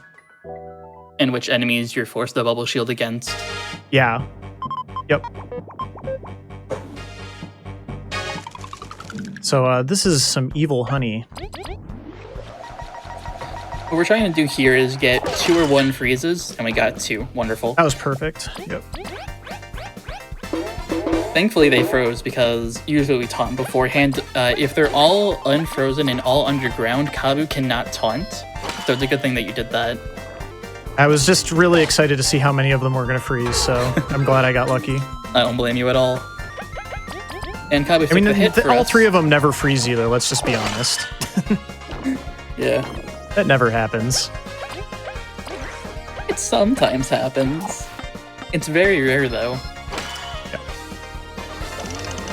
I think these guys have a 55% chance to freeze, 50-50? Something around that ballpark. Okay. I mean, they're literally liquid. It seems like they should Yeah. freeze pretty easily. You would think. You would think. All right, so we're going to level up this time, and this is the first time we're going to increase our what are called medal points, which it basically just allows us to equip more medals. So we're starting to accumulate a nice assortment here. We're going to start equipping more of them. Yeah, I think we end the game with roughly 22 medal points, something around that. 20? I think it's 20, yeah. Yeah, I think it's 20. Yep. Just enough to equip all of the medals that we want. All right. We've done what we come here to do, and now we're taking the tram back to the main room, where we'll go under the honey factory into the storage area. So there's more puzzles, don't worry. That was only the first part.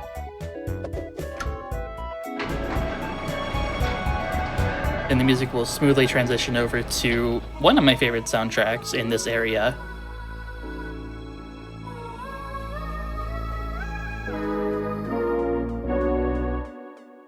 Yeah, all of the music and the sound in this game is just incredible. Like, I'm sure everybody's already picked up on kind of like the Charlie Brown noises, or like just kind of the beeps that they make when they talk, and it's just very, very well done. Like, a lot of the sound effects are just very satisfying too, like that platform I just jumped up on, you know, making a cool noise. And some of my favorite noises also involve this bubble shield ability, so we'll see some of those as the run goes along too. Now this Bee Boop can be a pain sometimes if you don't get the right freeze, or if he does get frozen and he unfreezes you. Sometimes he can snipe you and get a first strike, which you don't want. But yeah, it's not great, especially because we're at full health right now and we really need it for this next boss. So. We really do need it. Yep. So this is the Honey Nation. Like an abomination. I bet you all didn't know this was a horror game. Although it did have a giant spider as the first boss, so maybe that should have been the giveaway. I mean, it's the month of Halloween, so it fits. It's good. It's pretty fitting. So Leif has the weak stomach favorite one equipped now, so he's gonna start being the one who ends up poisoned a lot, and then everybody else gets a damage boost because of that. For these next, I think, maybe 3 or 4 fights. Yeah, and using the charge and the attack, if we use Tornado Toss and basically just deal massive amount of damage to this guy, and we end this turn within 3 fights, depending if he spawns his own set of ads, which thankfully, upon defeating them, you only get 2 XP, so it's not too big of a deal for the XP route. Thankfully, we don't level up on anything different. So, it's good in that regard, but in the new route that I'm doing, if you just get one of these ads, which I don't think he's going to get in this fight, thankfully, you will level up on the final boss, which loses some time. Yeah. And that's we already beat the game. I don't understand why we have to level up on top of it. Right, so that fight went really smoothly. Yeah. No extra XP needed. Oh, hey, those two were inside. That's kind of creepy. And they just walk away.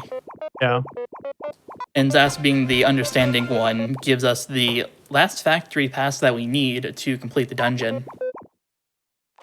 How he got it? No one knows. He just had it. They don't want to talk about it. They don't want to talk about it. Yeah. They had a pretty traumatic experience, I think. All right, and I'm going to heal here. This is a little bit faster than the alternative, so... Yeah. Like I said before the dungeon, if we don't have enough berries, if we had too many encounters, and we had less than 8 berries, we would have to take the bed at the start of the dungeon, which loses 20 seconds, I think we said. Yeah, 20 seconds. At least there's a free healing option, but yeah, it definitely loses some time, so... You're definitely not just ruined. Hey, I said freeze. I would have just bubble shielded him. Yeah. Oh yeah, I forgot, you go on the top. It's a very interesting strategy. I probably don't know what I'm doing. It's fine. This room can be hectic after seeing what goes on afterwards. This is a room that when you play this game casually is like... It freaks me out. If anybody playing this game casually says they got this the first time, you are a liar. I'm sorry. Okay, so or even in the speedrun, sometimes you don't get it the first time, so anyway. See, horror game. Perfect for Halloween. I just fell off that ledge. It happens. Yeah. So basically, every time they touch us, the Overseer will shriek, and we get put back at the start. These Obama honeys don't actually get an encounter, so they're kind of unique in that way. It's kind of like there's some stealth sequences later on, so I guess this is a little bit of like a mini... It's not really a stealth sequence, but it's... You know, you can't touch anything. It's a small taste of what's to come. Yes, the stealth sequences. But anyway, that's fine. We failed once. It happens. We can go straight to the boss, though, because I already did that heal with the Venus Bud, so... That'll be nice. This is a fun boss coming up, by the way. It is. Although very it can cleverly be annoying. named. See if you can figure out what's going on with the name, because I know some people don't quite get it right away. Oh, in that case, I will definitely wait before actually saying it. Yes. Maybe we'll say it because it's probably going to be in the dialogue boxes that I'm skipping. So it's called the B-33. Heavy drone B-33. Yep. Oh, and also the artifacts that we need are being used by the bees in their honey production. So what we had to do for this entire mission was to give them parts to replace the artifact, and in return we get the actual artifact. Yep. So I'm going to start by using my second Burly Bomb here, but go ahead. Okay. Yeah, I was just going to say, we're doing the same method as we did the V-Goo. The B-33 has a native 1 defense, so we threw the bomb at him, then we Hurricane Toss to get a little bit of extra damage, and then Leaf decided to do a honey to poison himself and regain the TP we lost from doing the Hurricane Toss. Now we're basically just buffing V as we did with the Honey Nation fight, and we're just going to be spamming Hurricane Tosses for extra damage. Yep. It's a lot of damage.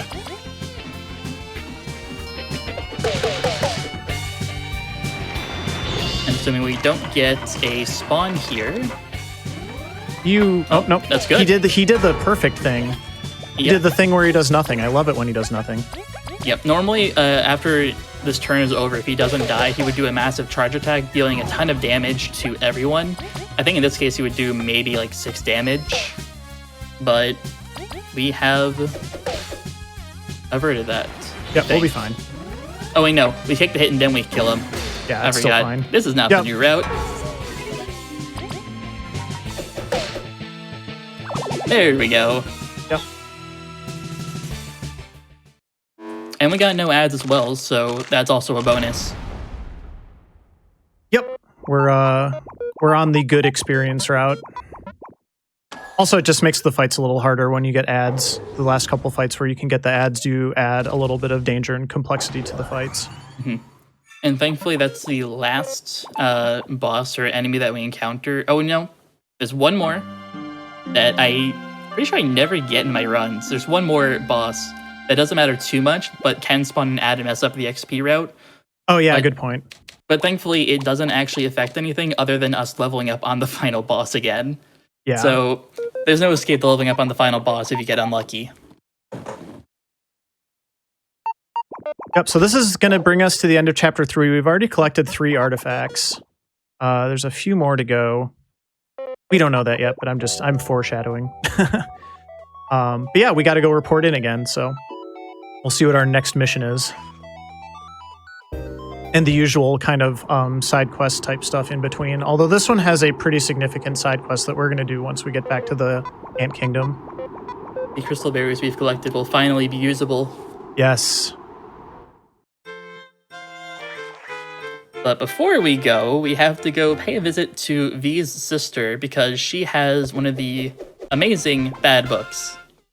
I call them the bad fan fiction of Bug Fables. And for some reason, some guy is willing to pay a lot of berries to obtain these bad books. Just like real fan fiction. Yeah, we'll talk to the creepy book guy later.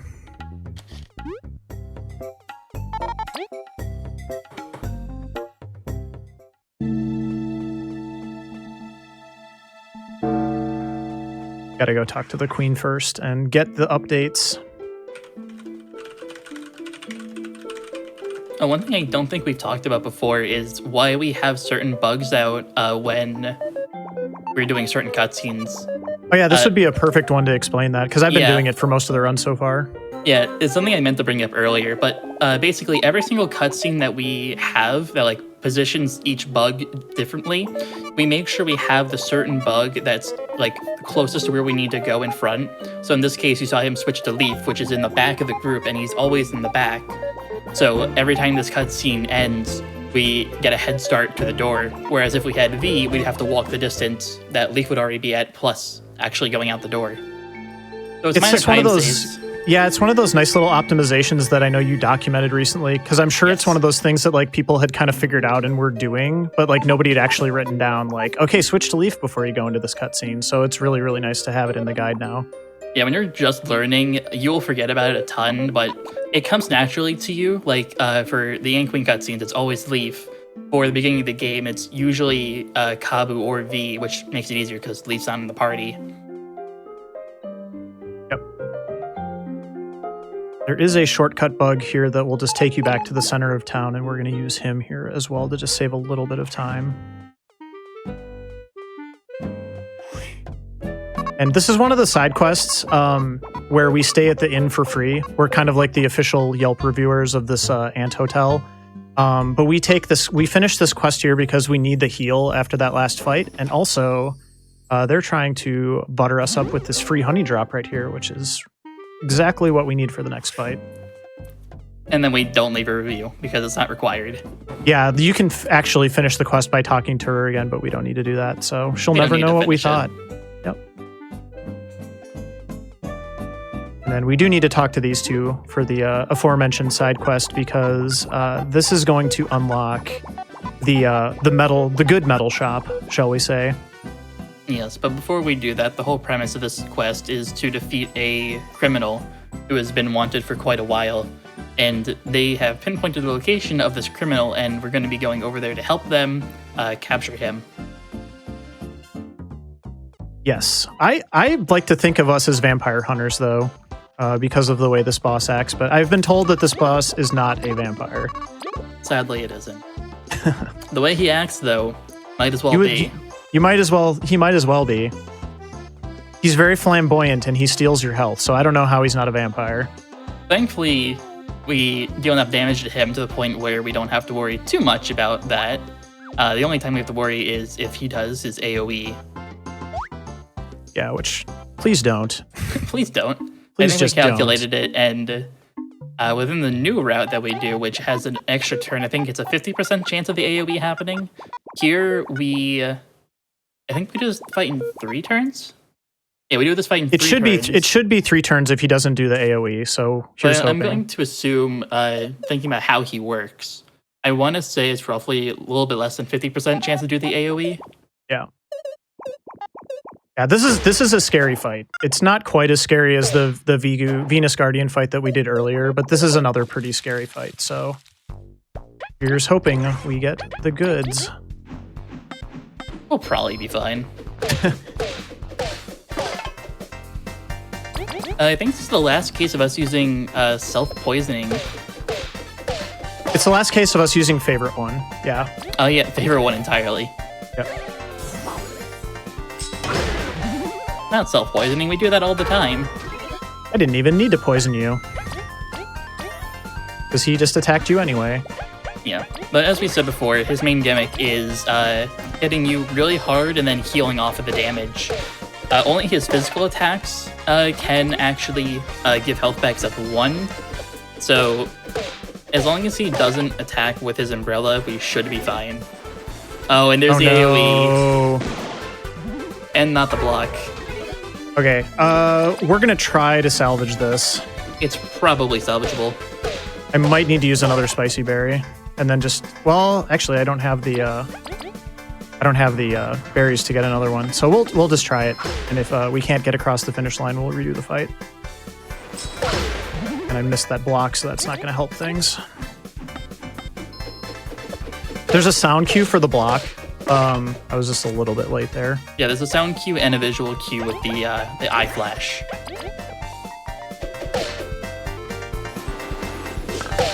Nope. We're just gonna do this again, because, yeah. Whoops. It do be like that. Yep. So it's just that AoE because he healed the 8 health. If he hadn't done that, I would have been fine. But that's specifically what made that fight so obnoxious. So I do have a question for you, though. Yes. So I know that we do this fight later than normal, specifically to make it easier. What is risky about doing the fight early? And I ask that because of the fact that you can auto retry boss fights. Okay, so when it comes to version 1.4, version 1.5 of the guide, the main difference is doing Scarlet right after the Chapter 2 boss, Vigu. And in that fight, we routed out Favorite One, so we don't have the extra damage for killing him on turn 3. So we have to kill him in 4 turns, and in turn, the chances of him doing that AoE ends up becoming higher because it's another attack where he has a chance to do it. So, good news, we're fine now. Ooh, so yeah, that's the main reason why it's more riskier earlier than later, is simply because that AoE chance is slightly higher. Other than that, he's not too hard. We have the same TP and health and everything. So the only difference really is the extra AoE chance, which is why we decided to route Scarlet earlier instead of later, because we could do poison strats with all of Chapter 3 enemies instead of using the self-poisoning with Favorite One. And that's the main difference between the routes and doing Scarlet early rather than later. Yeah. For doing PB attempts and like world record attempts for this game, you would absolutely want to use the new route because it is faster if everything goes well, but you are increasing the chance of what happened just in that first fight for me there, which is that AoE just absolutely wrecking you.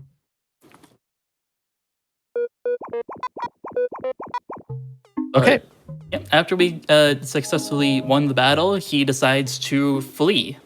So we never actually capture him. But in return, Levi, the ladybug that is with them, he decides to give us a special reward for at least attempting to help them.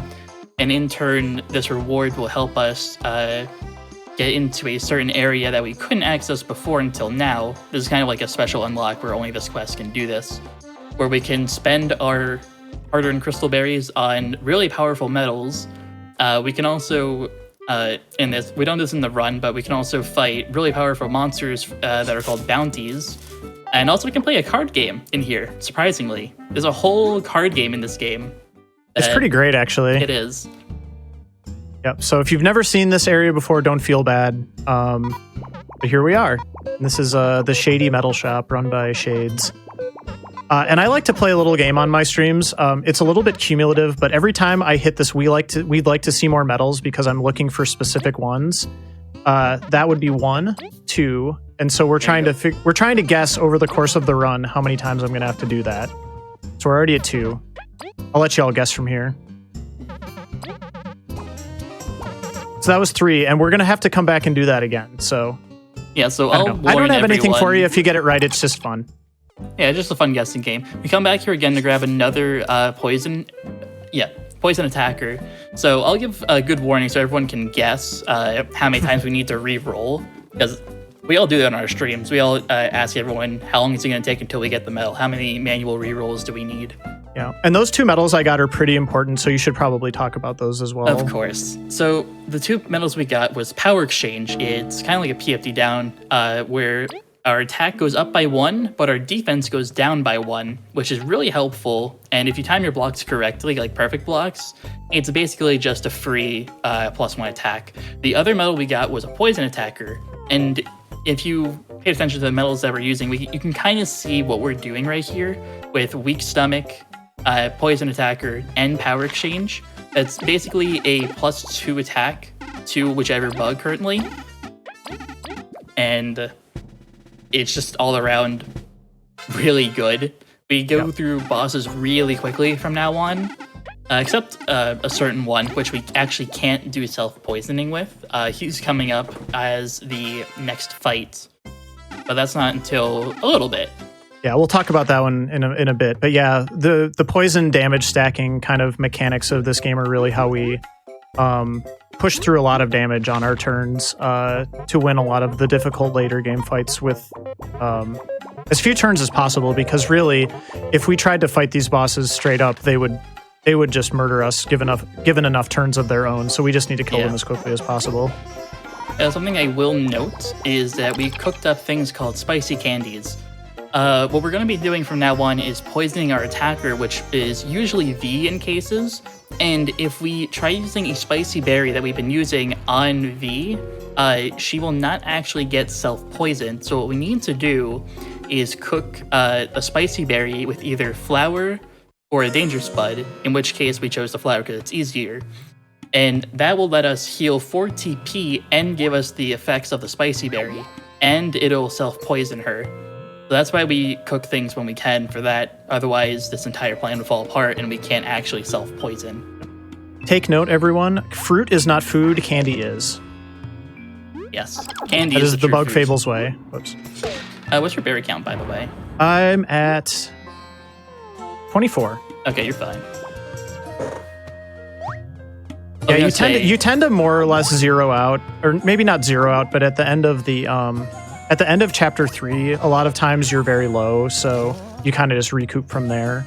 Mm-hmm. But yeah, I had that practice run yesterday where I was almost too low to do a safety heal that I needed, so that was a good check right there.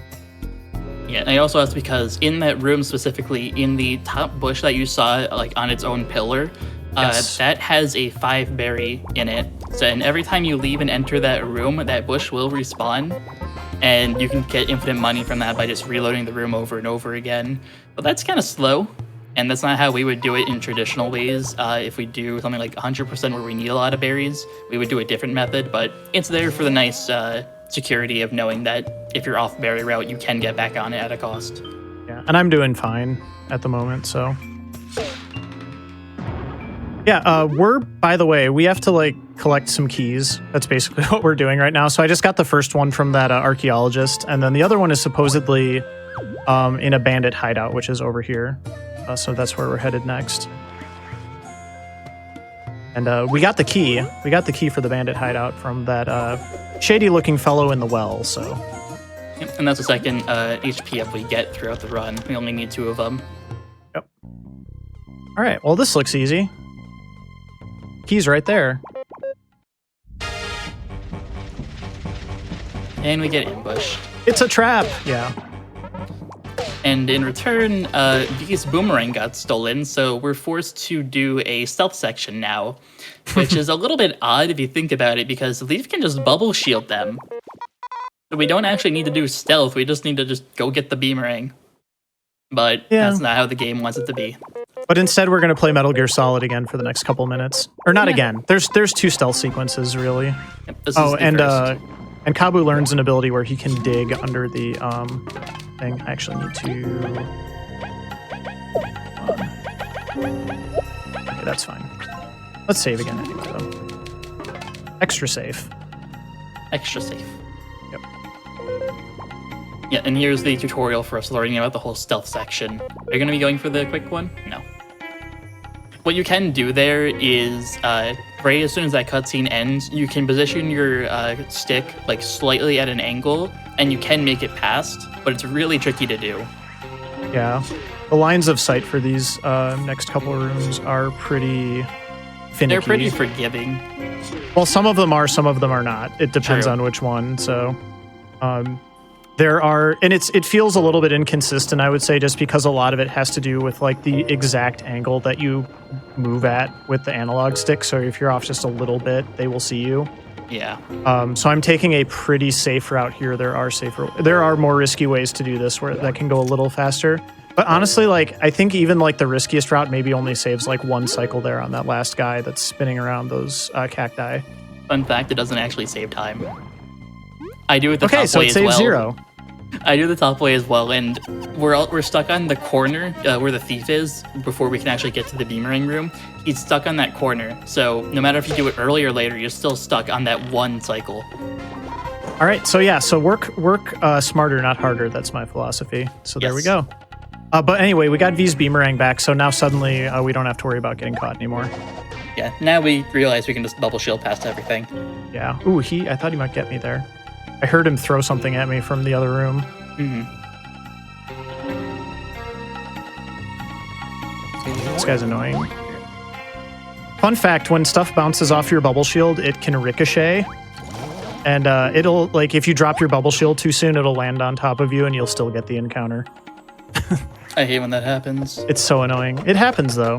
It does. But yeah, we got a pretty fun boss fight coming up here. We're gonna give him a very honorable fight.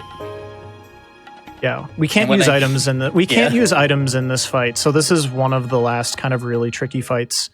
I mean, aside from just like sort of losing to a bad block or losing RNG, this is one of the ones where like you really just kind of need to focus in on what he's doing and be careful. So And if you do try to use an item, he will just knock it straight out of your hand before it activates. Yep. One thing I will mention is that if you ever see Asto, which is his name, Astopheles, if you see him in a blocking position, that means he needs to be hit by Kabus to quote-unquote unflip him. It's similar to flipping an enemy, where his defense will be higher until Kabu gets the hit. I think it's and he's higher by not in 2. that block animation yet, so I'm just going to wail away on him here. Yep. Oh, hold on. That's fine. Actually, I should have gone back to V there for an extra point of damage, but it's okay. And we're going to keep V safe, because especially since I can't use items, V becomes extremely important in this fight. She's extremely fragile, especially in the second phase where he can do this. Oh, there you go, he's blocking, so you have to flip him first. So yeah, you kind of have to just chip away at him over the course of a few turns and watch his sprite animation, because you don't want to attack him with anybody other than Kabu if he looks like that.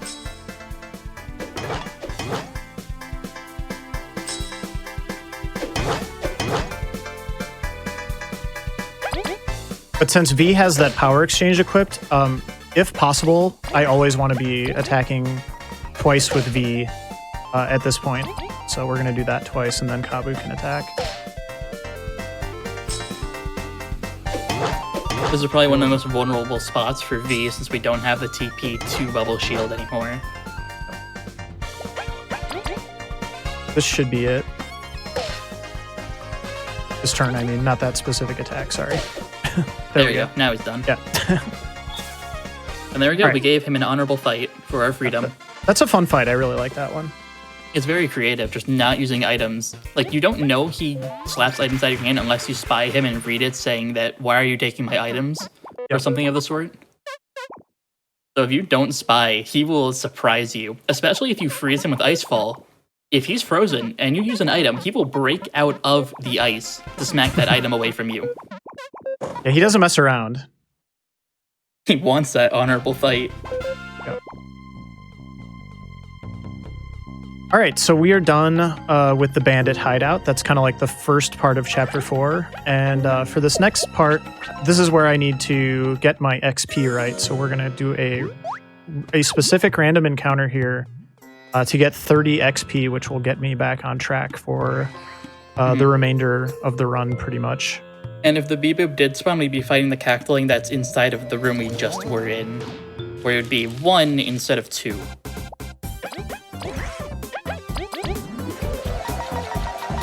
Also looked familiar to some of the fights we did earlier, so. And technically, this is a chapter 3 area, not a chapter 4 area, so the bosses, or the random encounters are a little bit easier. Only 1 berry? Oh no, there's 2, I guess. Always grab your free berries. Yep. And then we're heal up here because we just used a bunch of our points. Whoops. There we go. Oh, there's a big boss fight coming up here too.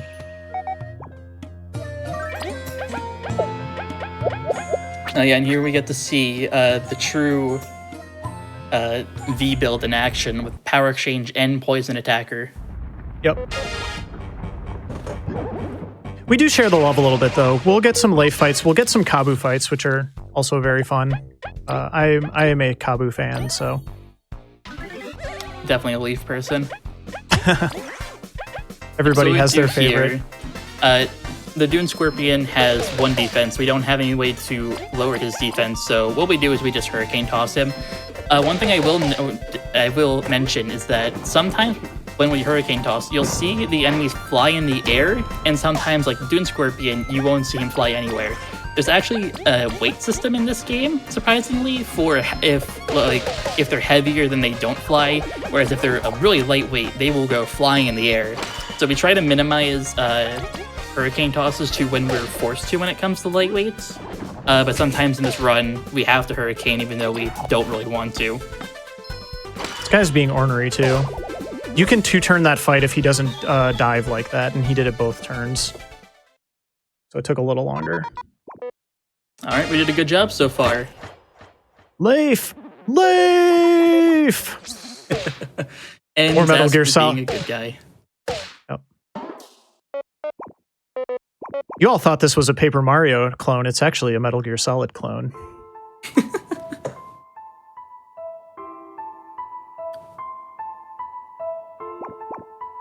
So this is just a little more of like Leif's backstory, which I don't think we should do any spoilers particularly. No. So we'll let you all figure that out on their own. All of the characters have awesome backstories, and there is a specific quest that you will get at some point in the later part of the game that allows you to figure out what, where they came from and what their backstory is, and they're all extremely satisfying in their own ways.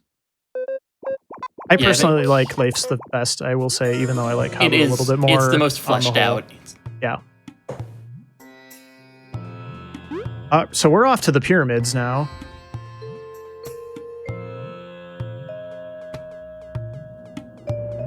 I know it doesn't look like a pyramid, but just wait for it. Gotta have that dramatic cutscene of it rising slowly out of the ground. Yes. Fun fact about this run, because I know we've been taking these wellness breaks, which is, I have to say, for me, I'm very happy about that. But if you're just doing the run all in one single segment, this is the longest cutscene where you don't have to hold down a button in the entire game. And it's also the last one, I'm pretty sure. Yeah. So enjoy it while it lasts when you're actually doing a run. Yep. Oh. Okay, fine. It's being, I was using the analog stick. That was my problem. Gotcha. I love using the analog stick for everything in this game except throwing the beamerang, because it is very 360 degrees. It's very finicky. Yep. So we got a lot of block puzzles and other types of puzzles in here. It's another puzzle zone. Yep, this dungeon is themed around ice. And the enemies as well. We'll see later on, but if they get affected by the ice circle, their stats change and everything. We'll see that later on. I fix my medals here so I don't forget about it.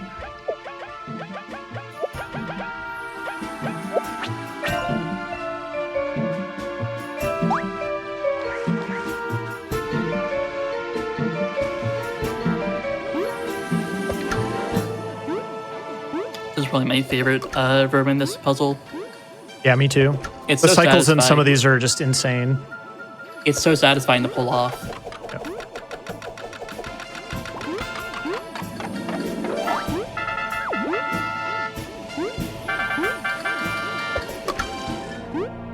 I think I hesitated just a little bit there. But yeah, that was a little bit. That was almost perfect.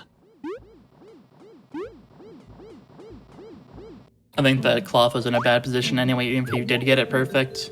Yeah. I would have predicted an encounter there. Yep. So this is a fun puzzle coming up here. There's like all these switches and different things like that. Big elaborate puzzle that you have to solve. Or unfortunately, you can just freeze that guy into an ice block and jump over the way. Just skip the entire puzzle. Yeah, he does puzzles. We got artifacts to find. We don't have time for puzzles. Mm-hmm. This is the Indiana Jones room. You gotta dig under the rolling rocks. Yep. And in this case, we have to bring a rock to destroy a rock.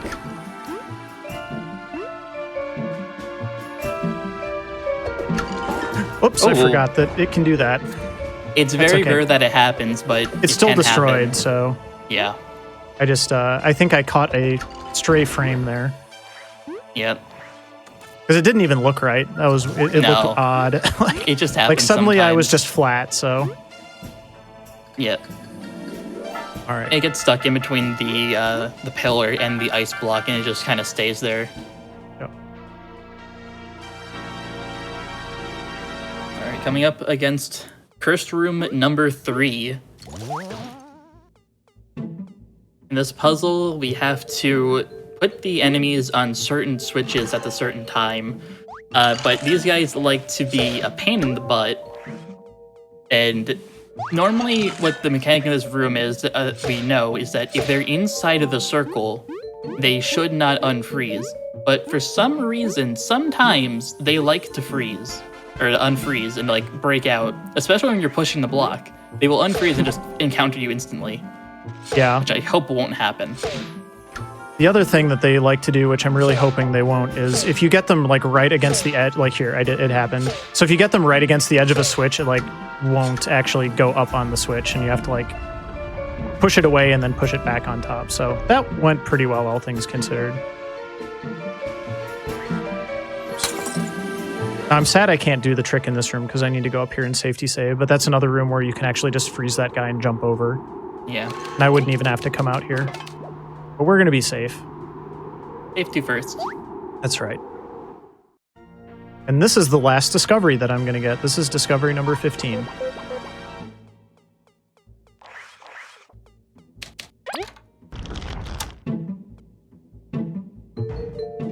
And this is the last room in this dungeon before the final boss.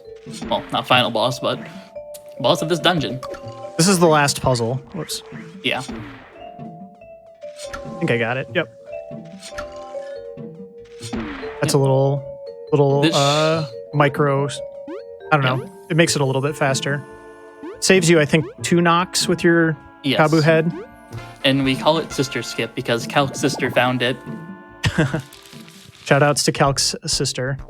All right, so now we got these 3. We're just going to do the ice fall thing and hope that they behave themselves. Yeah, the thing about this fight is that we want them to not freeze, because, like I said earlier, when you get them frozen, they change forms, and in this case, they gain 1 resilience to ice. So, if 2 of them freeze, then sadly we have to 2-turn it, but if only 1 of them freezes, then we can 1-turn the fight. Yep, so little more than what we would have liked, but it's fine. And we'll level up here again. We're going to take medal points again this time.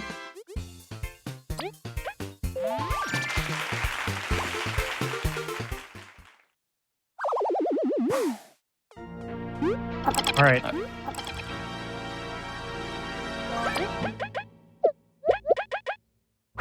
Yep, and now we're gearing up for the boss, which honestly has my second favorite boss theme in this game.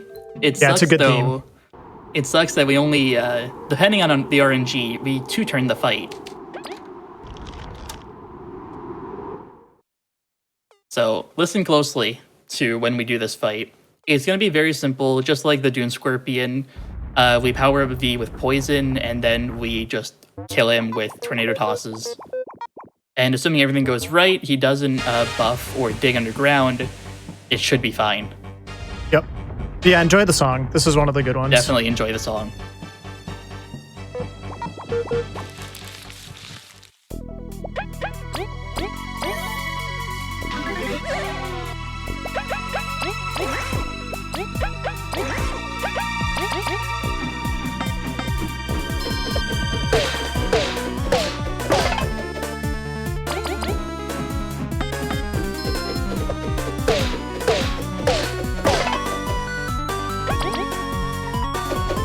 So now I'm curious what he's going to do here. Oh, he did that.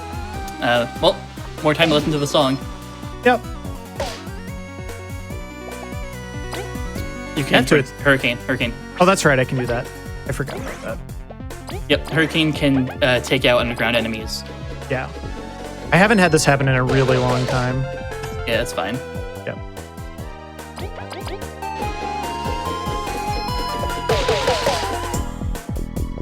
Yeah, because he gained that 2 health, it's going to take 1 extra turn. I think he has a chance to actually heal on this turn. So there's always that looming suspense of if he's going to heal, which doesn't seem like he's going to. There we go. Yep.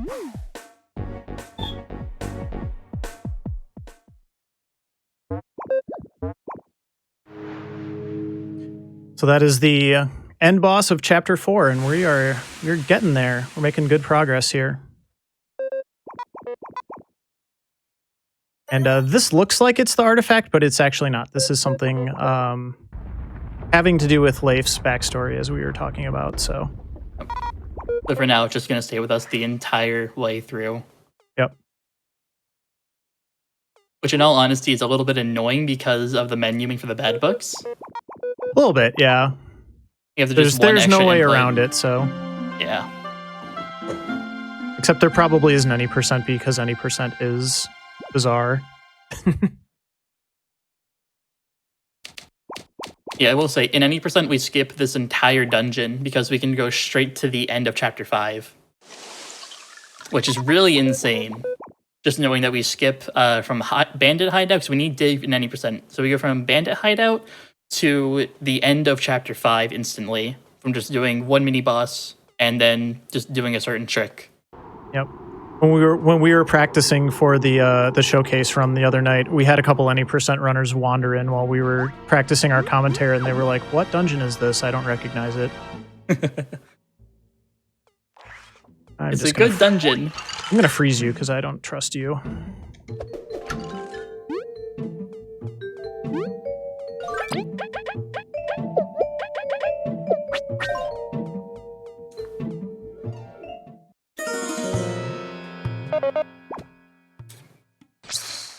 And here's Asp informing us that the kingdom has been attacked by the wasps. Yep. They've been a bit quiet recently, so of course I had to stir up trouble again. Yeah, as we said earlier, wasps are jerks. This is just what they do. The game from here on out does become fairly wasp-centric, I would say. Yes, definitely. With the exception of maybe one area. I don't like where you're at. I'm going to bubble up here.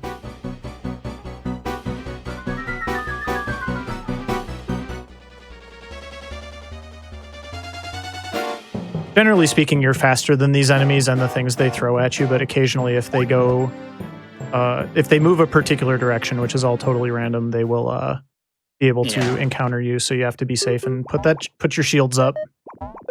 Yep, and here's the main antagonist of this game, the Wasp King. This is our first time meeting him, and we're going straight into battle with him, but because of how he works, after the third turn, he decides to insta-kill us with a 99 attack AoE. So we just do nothing. We just take the hit. He's flexing on us here.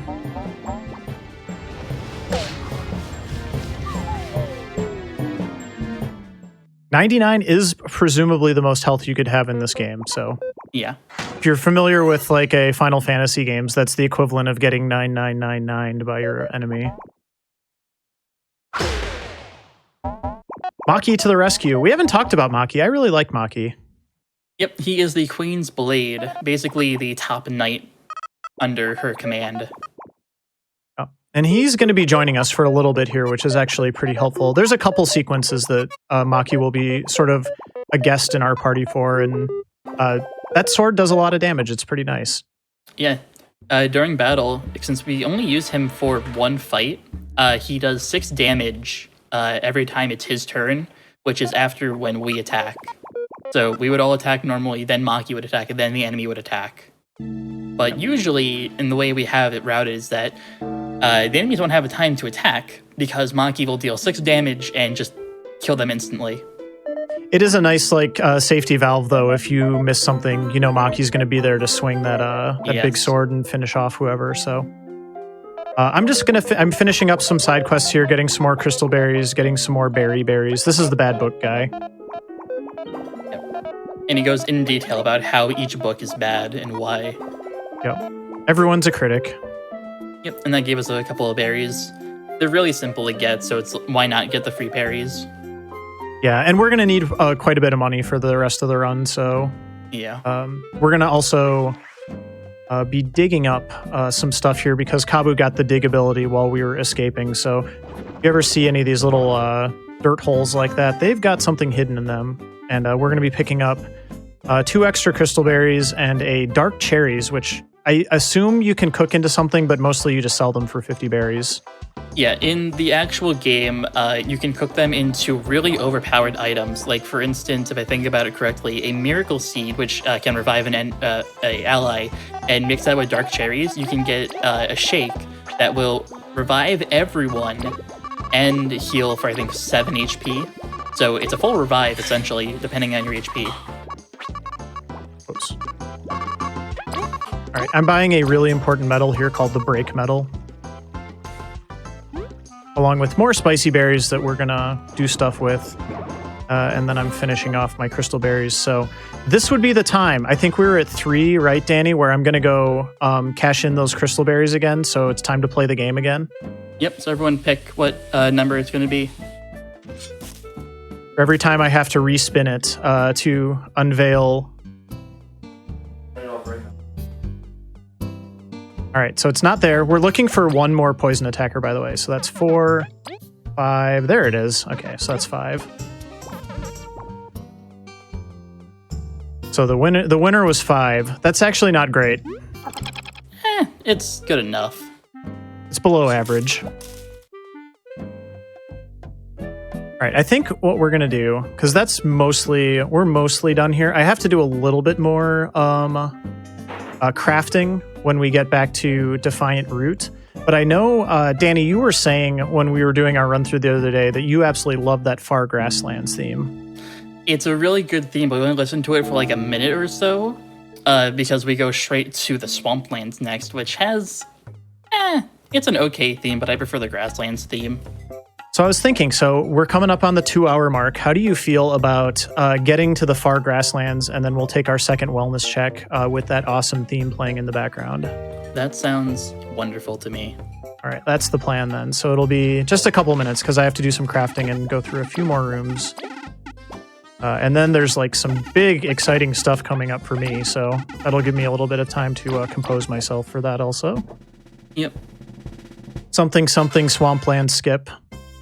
The big trick in this game that you don't need to do to get a good time, it says roughly 1:30, depending on if you do it right. It basically just skips us having to do 2 puzzle rooms that are pretty long. Yeah, they're just very, very slow rooms that you can avoid. So we'll start hyping up for Swampland Skip soon, but yeah, we're done doing all that jazz. And so we can head on off to the Far Grasslands now.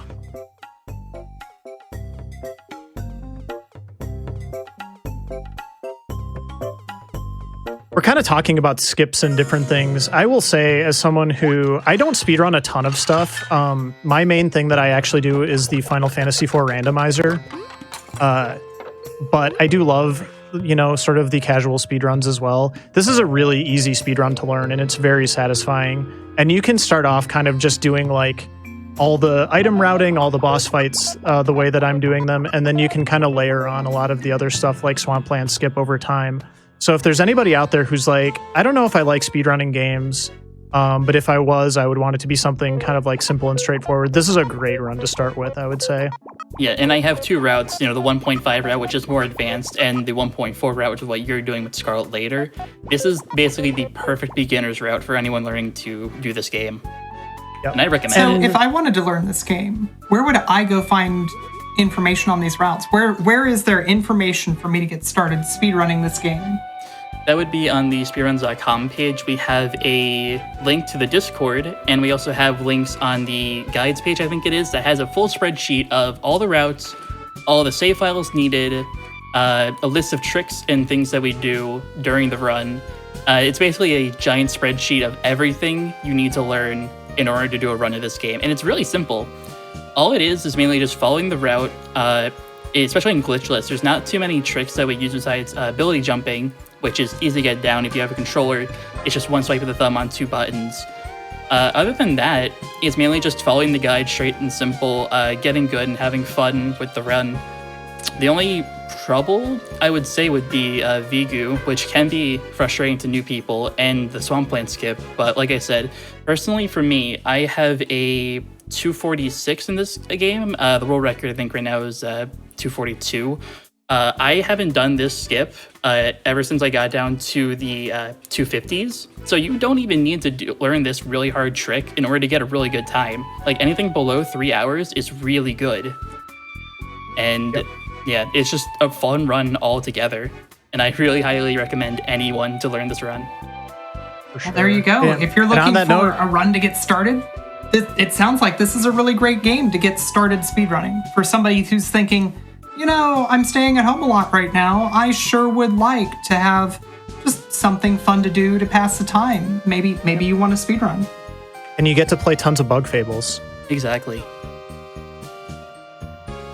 All right, so yeah, I think we're doing our 5-minute break here again, and then we'll finish up the run after that. So thank you, everybody. You're being awesome, and I really appreciate you being here.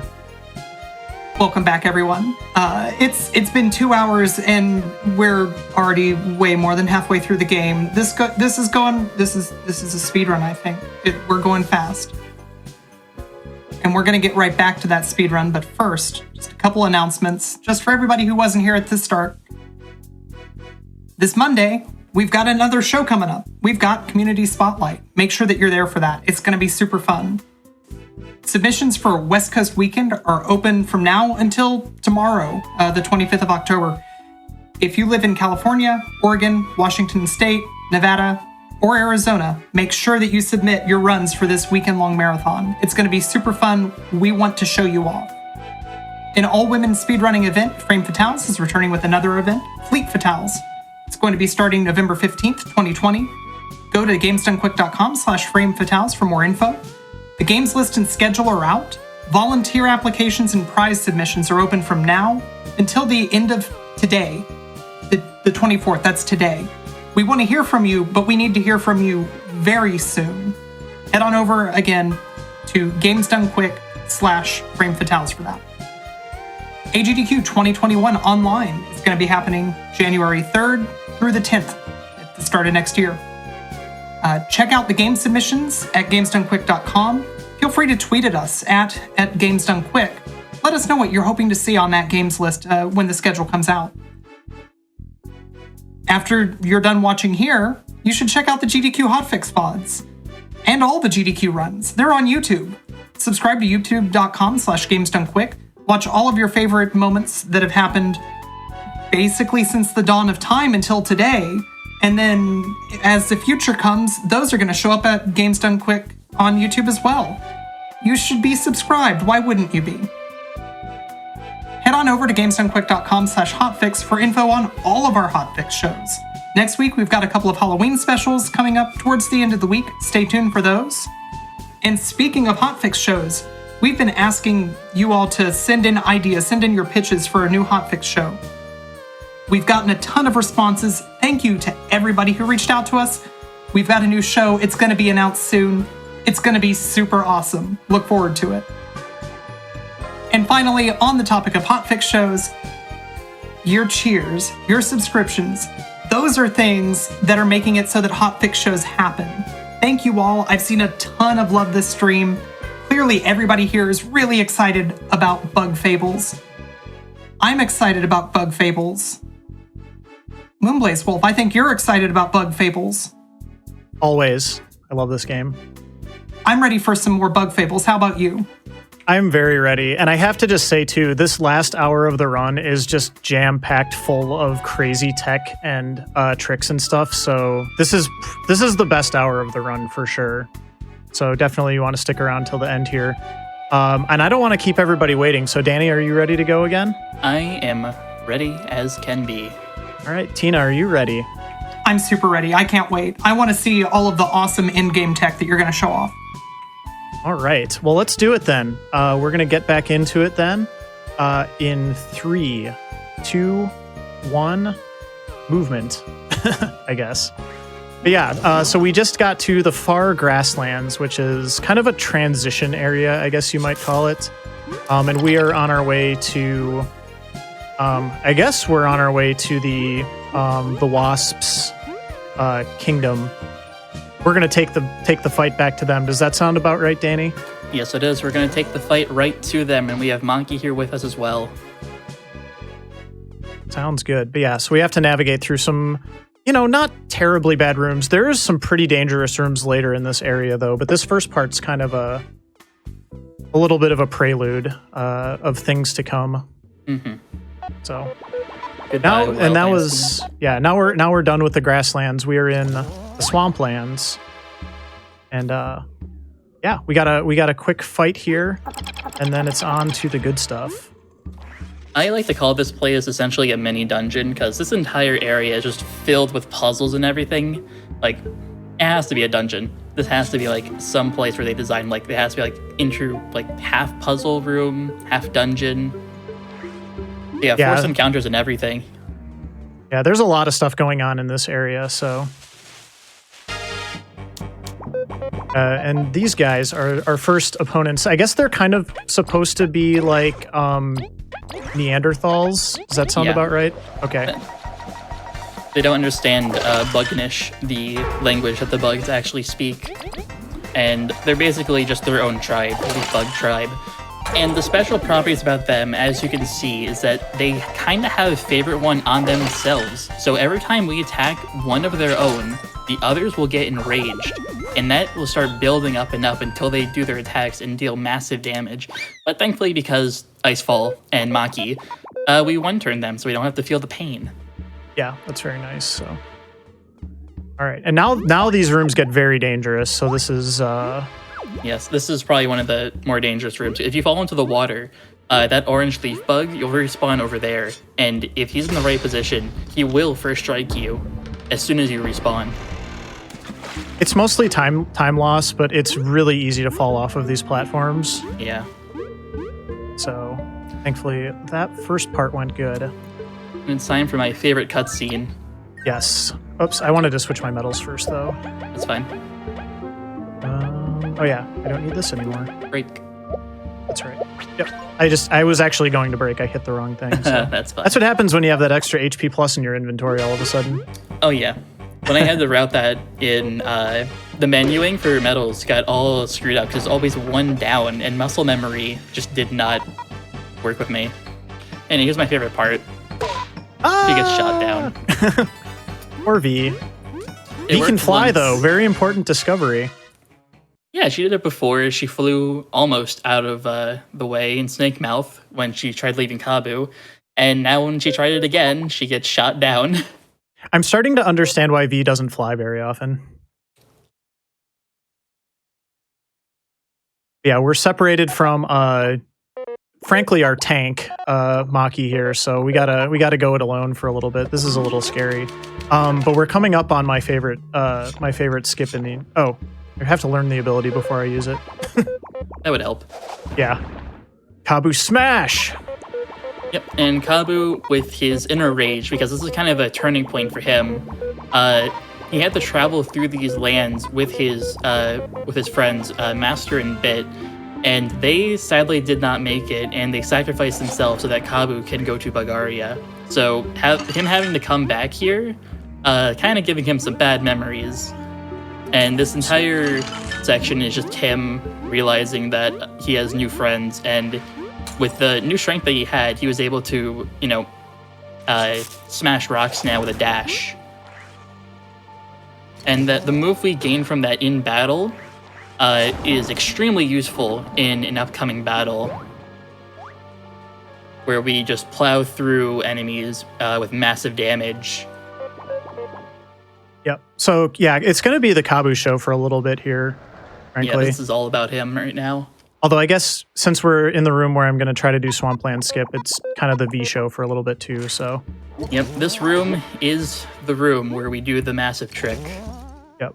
And I'm just going to warn everybody right now, I might not get it. I'm going to try it 5 times because it's very touchy.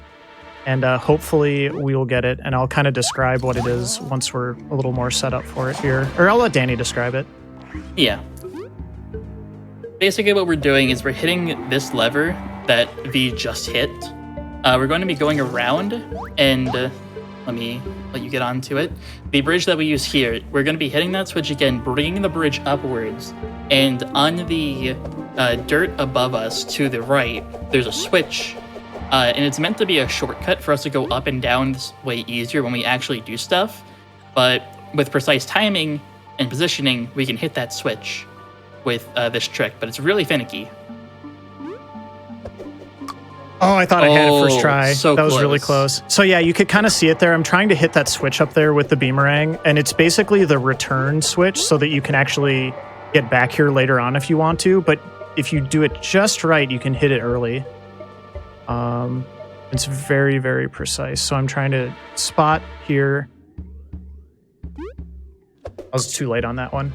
Yeah, it's basically a blind jump and throw. And if once you get it enough times, you kind of get a feel for like the timing of it. But it's pretty tricky to get. Yeah, So when it that comes was to try actual 2. runs. Also, when it comes Kabu to- likes to get in the way, and I can't see where my yeah. feet are. Thanks, Kabu. He likes to get in the way. It's pretty good. Okay. Just a little late So again. close. Yeah. It's a very tight window. And it's also, you can do it too early, and that doesn't work either, so. Yeah, you have to be perfect in every way for this trick. So we got 2 more cracks at it, otherwise I'll do it I fell off. That doesn't count. We still got 2 more tries.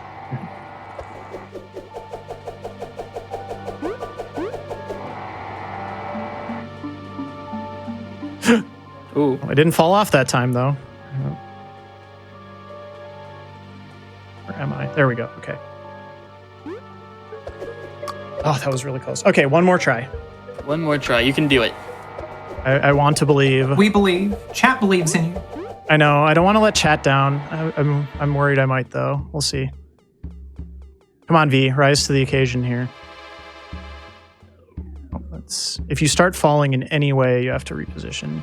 Okay. Oh, that was so close. Ooh, Okay, so we're not going to go close. for it, but I tried. You can kind of get a feel for it. I'll point out the room that it gets you to when we get there. But that trick saves so much time that it's definitely worth it to go for it a few times. Maybe not when you're doing like a PB attempt at first, but even if you miss it like the first time, in a run where you're like committed to do it as part of getting your PB, like you still want to keep doing it, because even if you get it like, oh crap, I forgot that you were there.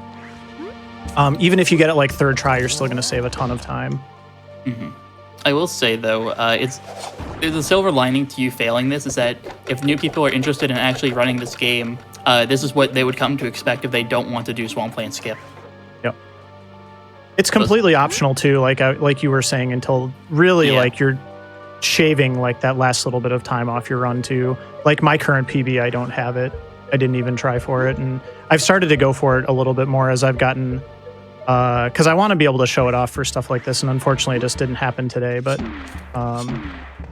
there will be other opportunities. So is it fair to say that this is one of those tricks where when you get here, you usually just look at your timer and you say, this saves, just pulling a number out of thin air, this saves exactly 60 seconds, and I'm on pace for a 4-minute PB. I'm not going to bother with it, versus I'm 30 seconds behind, the saves 60 seconds, so I need to go for this to PB. Yeah. That's definitely a way you can approach it when you're first learning the run, and that's what I do as well. If I'm already on a PB pace, I probably won't go for it, but if I'm a little bit behind, I probably will, just to try to, get on the right side of good that way. Whereas if you're a top runner, like me, Light, and Calc, since we're 1, 2, and 3, we're kind of forced to do it in order to PB, since in my current PB right now, I got it 2nd try, so I need to match that or get at least 3rd or 4th try and just pray that I get a better time with RNG and such. This enemy right here is annoying. The second she so unfreezes, she will try to snipe you. I think I'm okay. Yep, we're good. All right, she unfroze, and I was really thinking she was just gonna snipe you. I had faith because I couldn't quite hear the audio cue, but I pushed her so far south that I thought I was going to be fine. So this is where you still have to do this if you do Swampland Skip, by the way. The last 2 rooms you still have to do. Yeah, this is where they skip. Nope, we're good. That worked. Okay, so we're gonna call this good because I got the ice block up onto here. I'm gonna have to go around this. Whoa, hello. Okay, I was going to say, I'm going to have to go around this post, but it's definitely better than doing the whole puzzle again, so. Yeah, normally you would have the ice block on the left side and you just hit it straight onto the button. But because of positioning, and you don't have much time unless you want to refreeze the enemy on the pad, but that's just more time loss.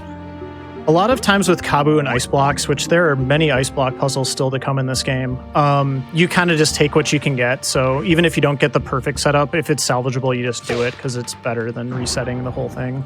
Yeah. And we're done. And now we're coming up to my favorite boss fight in the entire game. It's such a good boss fight. It really is. This is the Beast. This is the thing that Kabu wants to kill to avenge his mates. And you'll see his sprite right here. He is very angry about this thing, and he wants to kill it. Yep, we have encroached upon his territory, so... Right. Thankfully, this this fight is not too bad. Yep.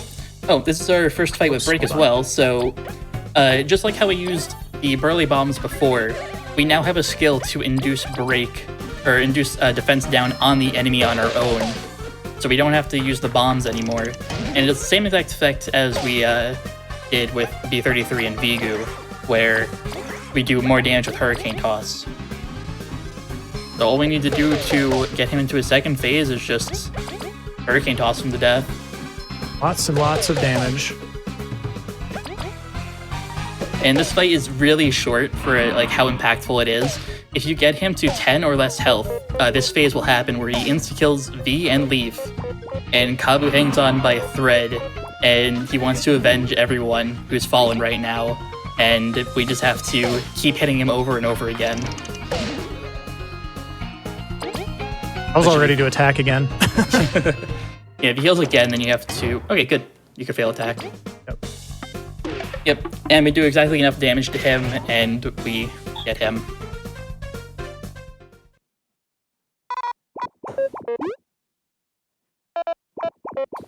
All right. Yeah, and here's just a touching moment where Maki's scolding Kabu, and Kabu's saying that he's acting just like his master. It's very heartwarming to hear this. Yeah, obviously we're skipping all of the dialogue in this game, but this game is so well written and just very fun. I don't know. It's just fun in so many different ways. I'm sure everybody's getting a pretty good feel for that between the music and the sprite work and everything else that's going on.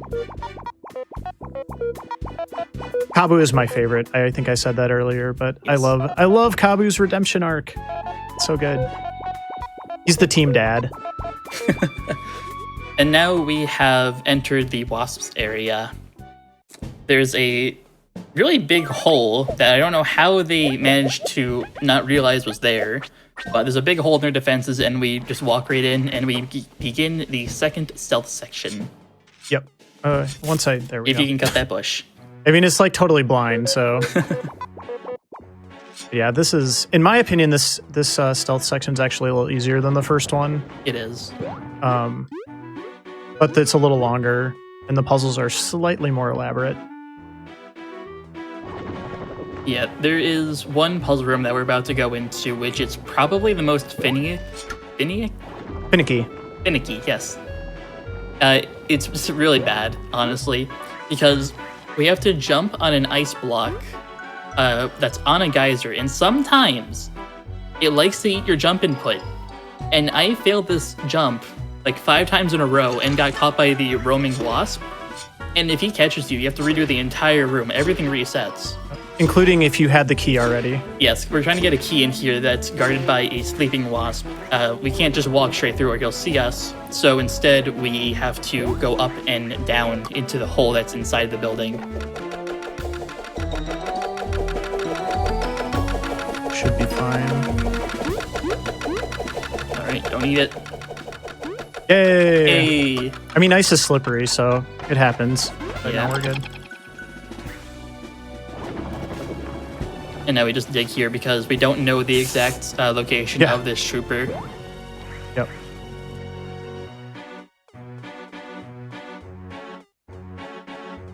But wait, there's more. Yep, we have a few more rooms to go through. Well, actually, this is just one big room. Yeah, they just feel big.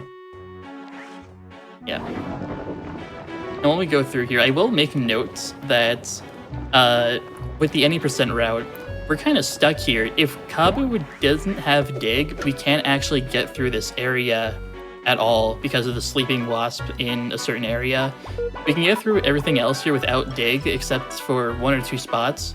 That's the only reason why we'd have to actually go get dig in any percent. Otherwise, we just skip straight here after chapter 3.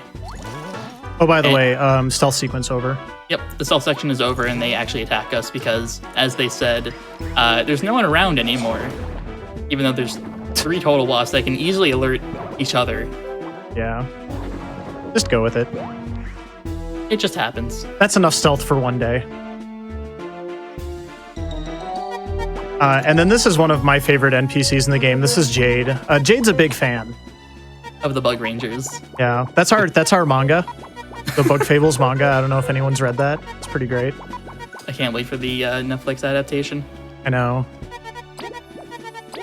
And Yeah. she also makes a mean stew, so I'm going to buy some of those for later on. Actually, for the final fight. Yep, we use those stews, which is 7 HP and 7 TP per stew, which is really, really good. It's only 7 berries as well, so on your casual playthrough, it's extremely common to just stock up on them a bunch. And because you have Amber right here, she stores your items. You can access her ever since Snake Mouse is over. You can store your items, and she will carry them with herself, and she goes to everywhere you go, so you can take out and store anything you want. And on my first playthrough, I bought like 7 or 10 stews and just gave them to her to use. It's a good stew. It's a hearty stew. It'll get you through some tough spots.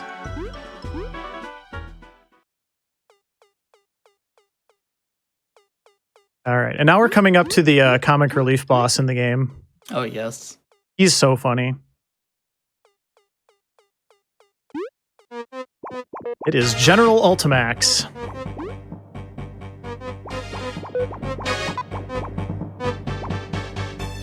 And he calls upon new enemies, the Wasp Driller and the Wasp Bomber. But we don't really care about them because Kabu here, with his new dash through ability, we just kind of buff him up and just ram through all of them. Yep, power overwhelming.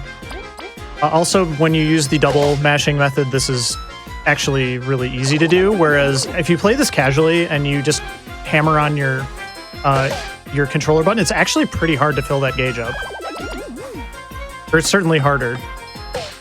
And I don't want anybody like hurting their wrists or their fingers or anything like that, so. There we go. Fight over. Yep. And we got our level up here. And that is all the teamwork points we are going to have for the entire rest of the run, so. Yeah, we make great use of the 19 that we have. Oops, I forgot which way I was going. Yeah, go to the wall. I thought I was already in this room, that's what it was. Gotcha. This is Vanessa. Hi, Vanessa. Yep, she is the true Wasp Queen, and the Wasp King actually, what's the word, usurped the kingdom from her? Yep. Kind of like Scar and Simba, maybe? I don't know. Yeah, that's accurate. Yeah.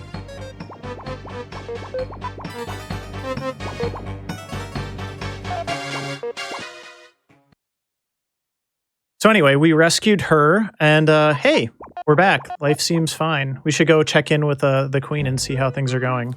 Yeah, there's nothing wrong here. Everything looks fine. Sure, she'll have another mission for us and everything. Get a nice crystal berry as a reward. Get some berries. Yep. I don't need any more crystal berries, though. Oh, wait, what's wrong with you? Something's not right. Uh-oh. That don't look right.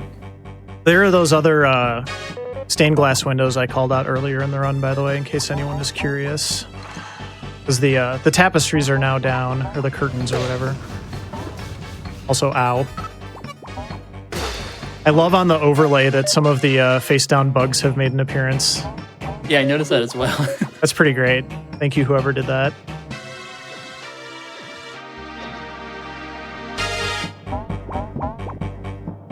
Yep, and sadly, the Wasp King has bested the Ant Queen, and all our artifacts got stolen. Yep, so now we're in big trouble. Whatever shall we do? She's got a plan. So we're going to do some plot here, and then we're going to go... we're going to call on the Termite Kingdom, who we do not have a particularly good relationship with here. I don't quite know why, but we're gonna need to call all of the 7 kingdoms together. Or I know there's not 7, but something literary reference. Do you not know why that the termites don't like the ants anymore? Tell me. Oh, okay. To put it bluntly, she's a horrible leader. Negotiations went south. Queen Elizabeth II. Oh, okay. So we have the horrible leader. Yeah, we have the horrible leader, but Okay. she goes through a great character arc. Got it. She does. All right, and this chapter is called Assault on Rubber Prison. We're not headed to Rubber Prison right away, but that is a pretty big dungeon for those who have played the game casually. It's pretty exciting, so we'll be there in a little bit.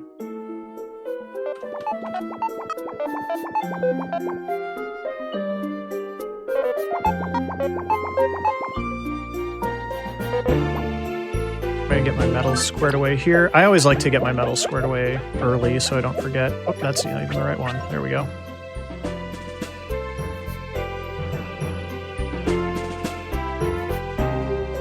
And I don't need to go get the other dark cherry, so that's nice. That'll be a little bit of a time save at least. Yeah. I will mention then, in that case, if you do start running this game and you come to this place without 58 berries, I think we said? Yeah, it's 58. Yeah, without 58 berries, then you have to take a little bit of a time loss to go get some dark cherries located in the Golden Path. It's not too big of a deal. We used to actually get these cherries beforehand before cutting them out of the route.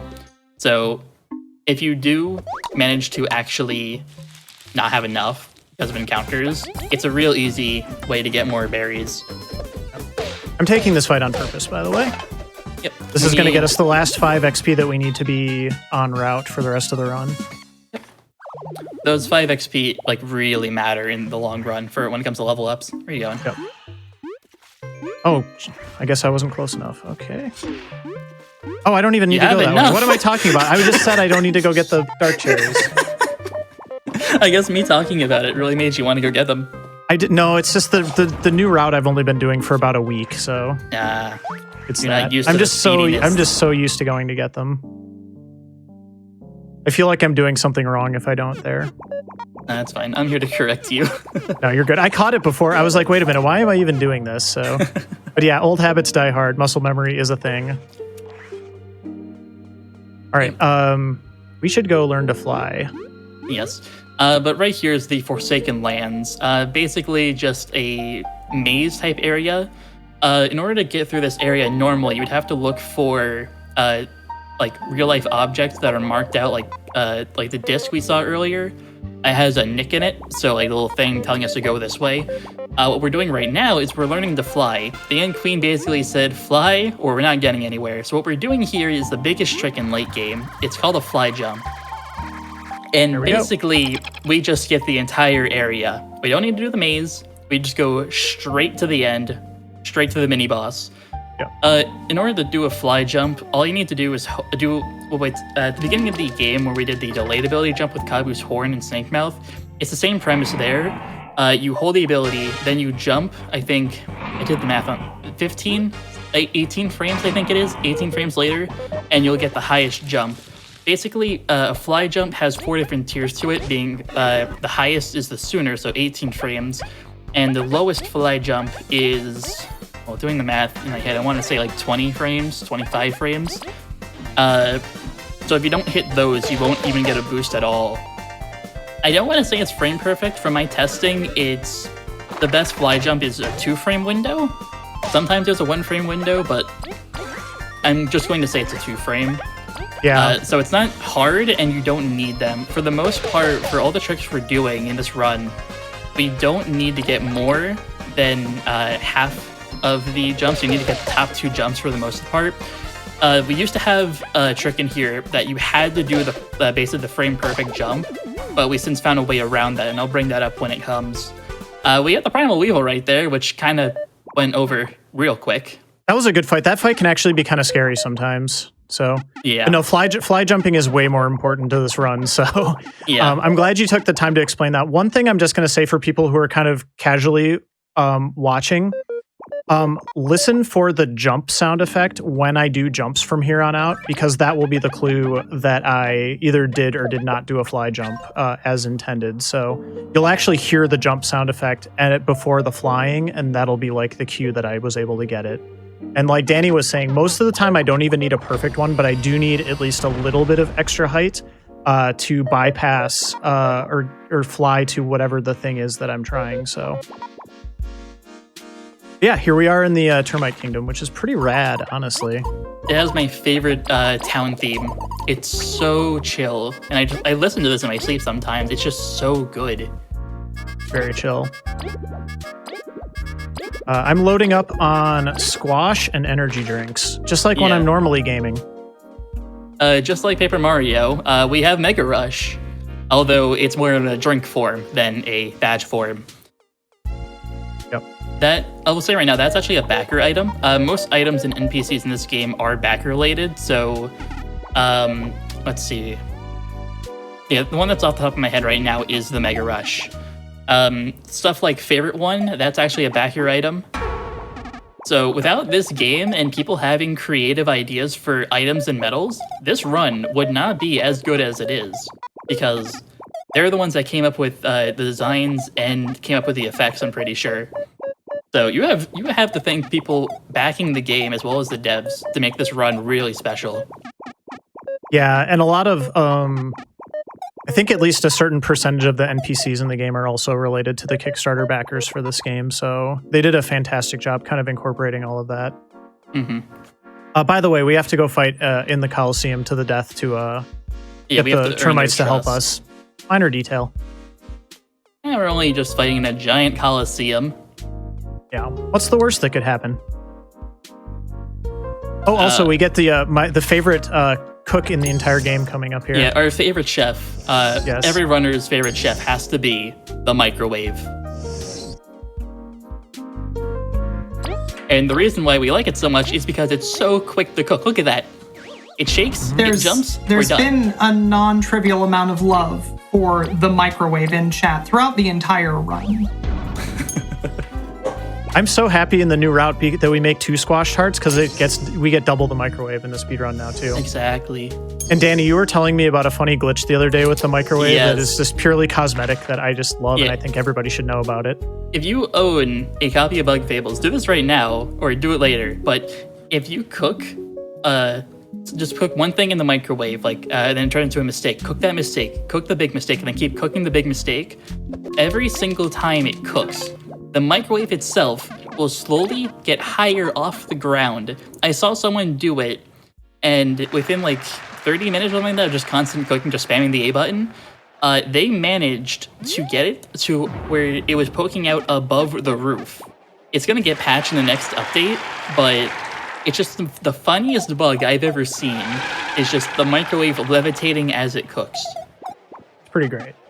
And that's why we all love the microwave. All hail the microwave.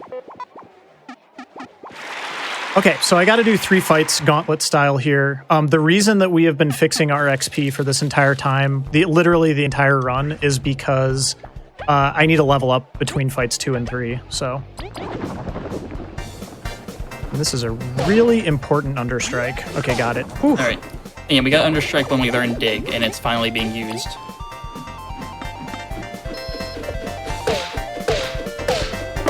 Understrike was not part of the old route, so I actually never used Understrike until about a week ago. It's a really good move when you have a powered up Kabu. It does a lot of damage, and it does piercing damage.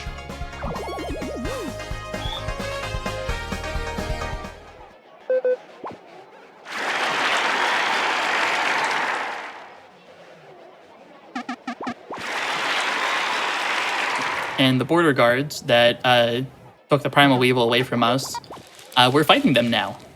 Yep. And it's time to start chugging those Mega Rushes, V. Here we go. Yep. The thing about Mega Rushes is that it gives you 1 charge and attack up for 3 turns. After the 3rd turn is up, she will actually get a debuff of -1 attack for, I don't remember, 2 turns, I think it is? I don't know if it's 3. Sounds right. Yeah, I want to say 2 turns. We don't actually get to see it in the run or being used because we kill enemies so quickly using it now. And there we go, crossing point done. And this is the level up we needed. That's why we fought the thumbnail, just to get the little bit of a boost. Need my teamwork points back. We got to fight the Primal Weevil again. And they were considered the best of the best crossing poi. So now the king is all cocky and saying, bring out the Primal Weevil. And they don't know we actually just fought him. So let's replace the Primal Weevil with something else that we fought before. Something else that's a little bit better, and something that has pretty much everyone's favorite boss music. Yep. I've seen so many people say it's a great theme, and I agree, it's really catchy. It's great. So we must vanquish our rivals one last time. I love that there's always like the one termite in the crowd that's like not quite sure what they think. Yeah, they're always against one of my favorite opinion. NPCs in the game is that termite. Yeah, they're always against the popular opinion. Yep. Reluctantly. Can't make up his mind.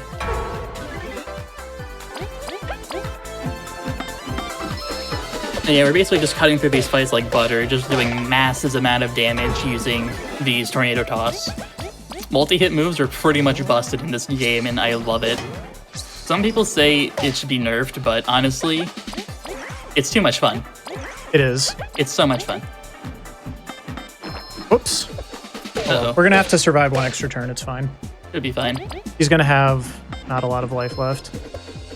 I think he'll be living on just one attack, so he'll do a regular attack afterwards. Yep. Or a failed attack might work. Yeah, doesn't matter.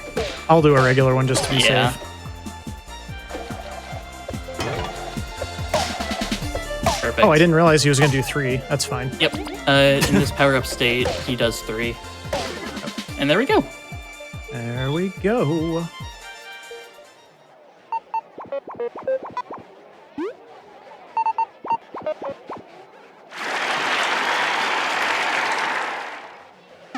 All right, so we put on a good show. What's our reward going to be? Money, prizes, weapons. We get to access the subaquatic maritime neo-transport. The what now? It's a submarine. Oh, we get the submarine. That's right. We can't get to where we're going without the submarine. Yes, they gave it a very silly name. I love It's it. basically just a submarine. All right, so we're really to the end game here. After this, we've got another dungeon, a couple more puzzle areas, and just a few more boss fights. Really, so we're making good progress here. Yeah, to think we're so close to the end. It feels like it just started.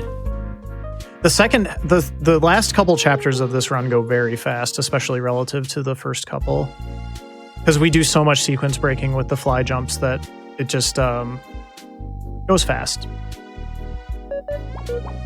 It's all the submarine. What am I talking about? We get a submarine, we go to the end of the game. No.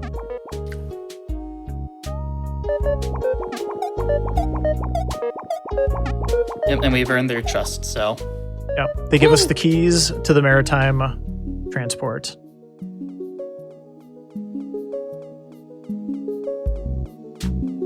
And now it's So we just got gonna be a simple go ahead, walkover. Danny. Sorry. It's Oh okay. no, go ahead. I talked over you. Okay. I was just going to say that we're just doing a nice brisk walk all the way over to the right. Yeah, there's some. We get to use the conveyor belt though, which is kind of fun here. The only time where it actually saves time. Yep.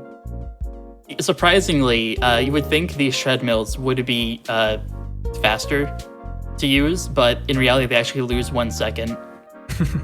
Except for that one.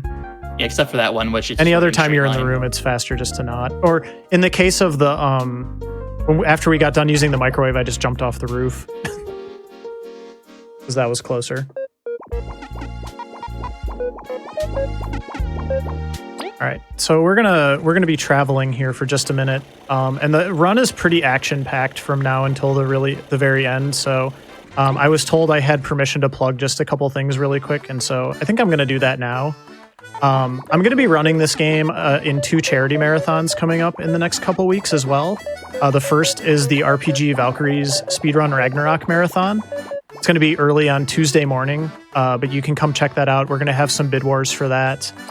And then the second one is actually the marathon that I help organize. It's the Team Fastest Furs Fall Festival. And we are doing a 4-day marathon benefiting Trans Lifeline November 12th through 15th.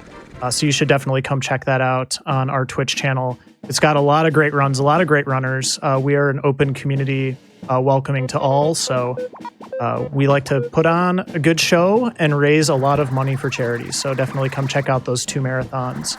The RPG Valkyries Marathon is for Take This, by the way, and that starts actually tomorrow on their channel. It does, yeah. You know a thing or two about the RPG Valkyries, right, Tina? I help organize and run it, and I'm going to be, I think, the 3rd run of the marathon. Nice. So, yeah, I know 1 or 2 things about it. Yeah, I've actually got 2 runs in the marathon, but this is the one that I'm most excited about. Wow. I'm also running Sayonara Wild Hearts, which is another one of my favorite games to speedrun a little later on in the week. Yeah, a lot of tricks coming up here. This is pretty intense. This is, in fact, the most movement-intensive area in the game, and it's on. If you want to practice your skills throughout the game, just do River Prison a bunch. It has everything. It has ability jumps. It has fly jump practice. Overall, just movement. Everything here is basically like perfectionist. Like, you need to be perfect to get a good time in this place. Well, you don't really need to be perfect, but right here, you need to get a fly jump. It's one of 2 areas that you need to get a fly jump that's 2 tiers or higher, so the best or the second best in order to make that jump. You can't just do any old fly jump.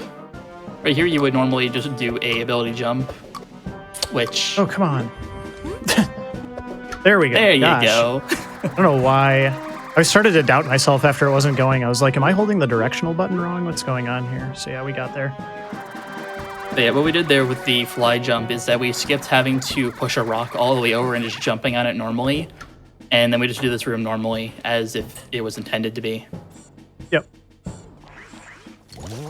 And in this room, this entire dungeon is a mix of different dungeons. So here we have all the electrical panels. Yep. This is a great dungeon, by the way. It is really great. It's very challenging and very cool. Lots of different puzzles. It's definitely the end game dungeon, kind of like you were saying, because it brings back all of the hits from earlier on in the game. Mm-hmm. I'm just going to try to do a lot of this stuff as efficiently as I can, and then the stuff where I can actually skip things as well. Yeah, this section right here is definitely just wait for them to go up and down. Yep. Very slow, but it's the only way to do it. We don't know this right now, but we have to collect 4 books. So that's kind of like the gimmick here. So I've got one of the books already, and we're going to collect 3 more. And then that's going to allow us to do the puzzle that will let us escape.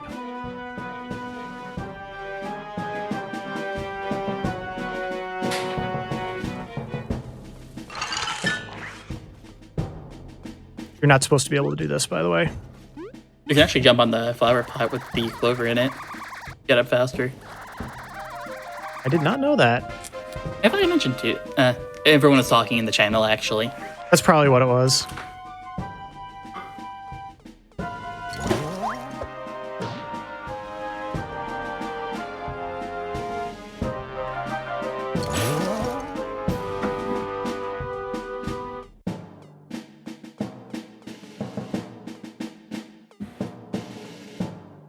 Alright, so this part's fun coming up here. Yeah, you have to freeze this guy, or you can just not freeze him. It depends. Oh, there you go. Yeah. If you start switching characters, he will come over and see what's going on. Yeah, you don't have to freeze him, but this is certainly a lot easier. Yeah, usually what I like to do is for actual runs, is I do a 1 freeze, so I just freeze him once, go in, go out. What some people like to do is the double freeze in case they feel like they're not too confident with him, where you think he'll just break out and run into him. Or sometimes if you're doing like an individual level of this place, which I used to do, you would do the no freeze and just kind of pray that he doesn't notice you. Not supposed to be able to do all that, by the way. Yeah, you're supposed to just turn the turntable and jump on all the mushrooms, but it's faster and honestly way better than what they designed. It's fun, but it's really annoying if you mess up casually.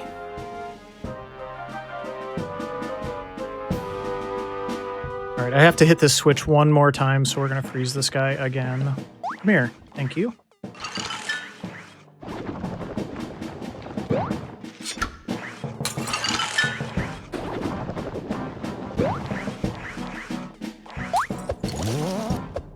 That was scary. He was closing in on me.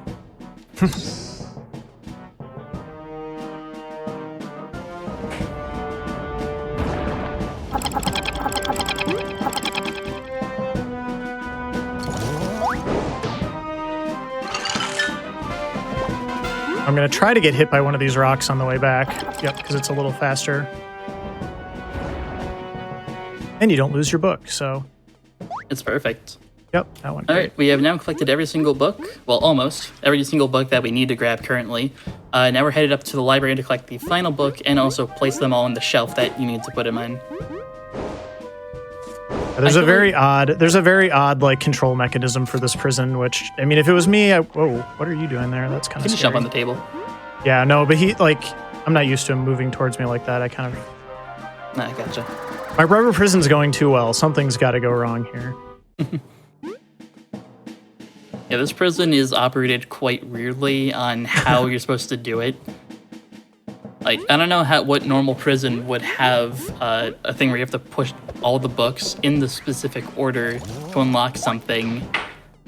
You'll see what I mean. Yeah, there's a little puzzle right here. I think if you read the books, it'll tell you the order, but I've just got it memorized. It's blue, green, yellow, red. If you forget, just look at the bookshelf next to it in the middle. They're in the correct order on that one. So. Yep. Or just remember 2, 2, 1, 1, up 2, up 2, up 1, up 1. That's what I do. Whatever works, really. Yep. As long as you get it, it's perfectly fine how you do it. Yep.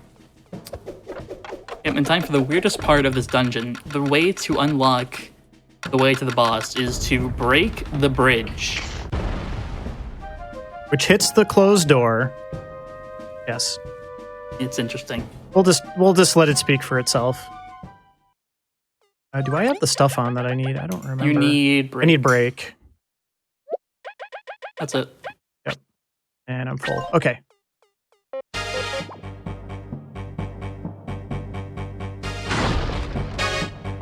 We caught him. So we gotta fight the Wasp King again. Oh, wait, no, we got another Ultimax fight.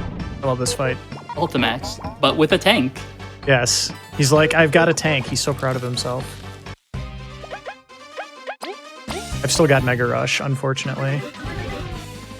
What we used to do in this fight before we changed everything is we used to buy a Burly Bomb at the bomb shop in the Termite Kingdom. That's what we used to do, and then I realized we can just break the tank and it doesn't really matter because we kill the tank in the same amount of damage as if we didn't use the bomb. Yep. But it left a problem with someone where basically if we didn't do the bomb tank as we did originally, he wouldn't have enough health and he would shoot his cannonballs, and there's a 15% chance of V dying. But ever since we changed the end game where we get more medals instead of TP, we end up actually KOing him, so he doesn't actually fire the cannonballs and D can actually live here. I'll hope. Now, nope, he slapped Kabu, thank goodness. All right. I was about to jinx you, I thought.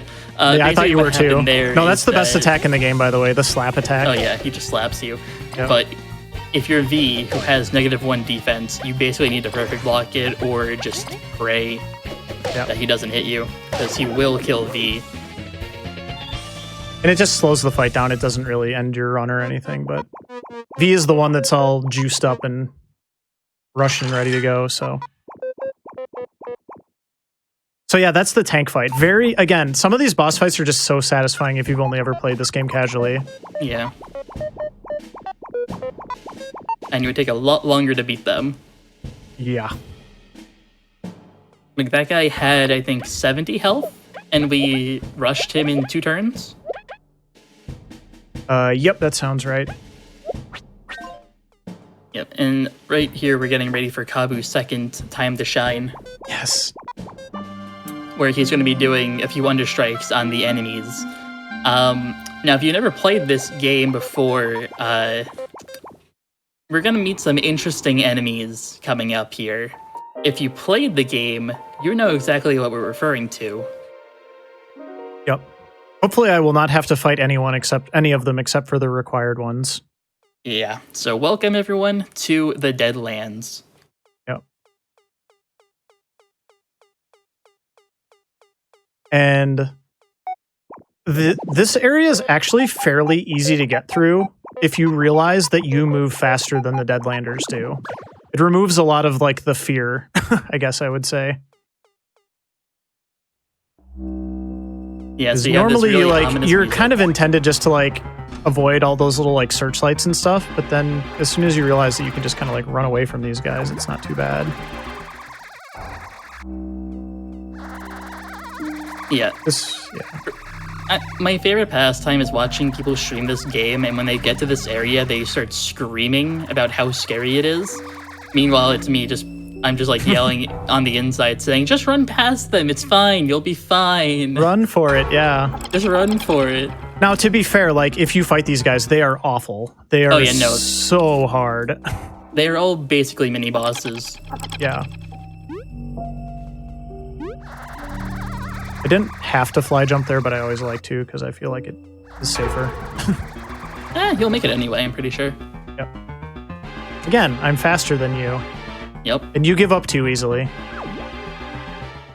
Alright, this one, not this jump. This is a... Well, I think it's... If your movement is perfect, you don't technically have to fly jump here, but it makes it a lot easier. Nope, you don't need to. I usually go on the rightmost side, and I still make it. We were saying... That never happened. This one will be fine.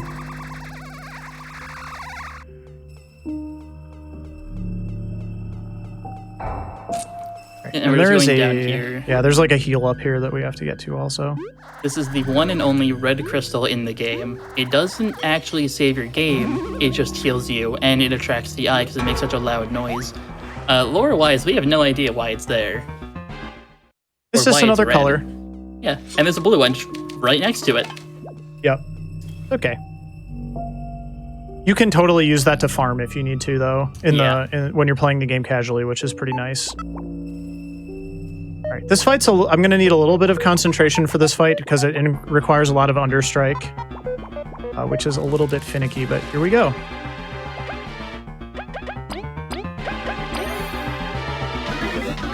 Let's go, Kabu.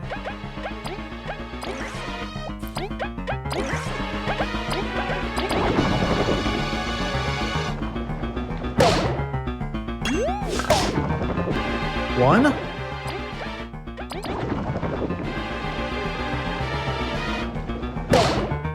There we go. Dude, woof. Yep. And now we just attack. Still just not super comfortable doing those, but they're fine. Once you get used to them. But yeah, now we just have to understrike again, then 2 hits, I think. Uh-oh. It's okay. No big deal. Yeah, that's twice he's done that to me now. I did actually catch it that time, though, because you said, like, the little things on his back start moving, so I was watching for it. The spores on his back will start shaking. Yep. I think Maki will kill him here. Hopefully? Nope, not quite. One more attack, then.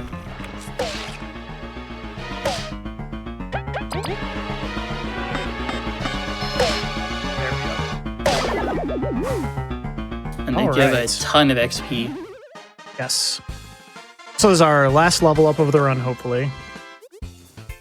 You didn't get any Weebles, and you didn't get any mini honeys, so you will not level up on the final boss. Yep. Woo! No level up. All right, and now it's time for the fridge.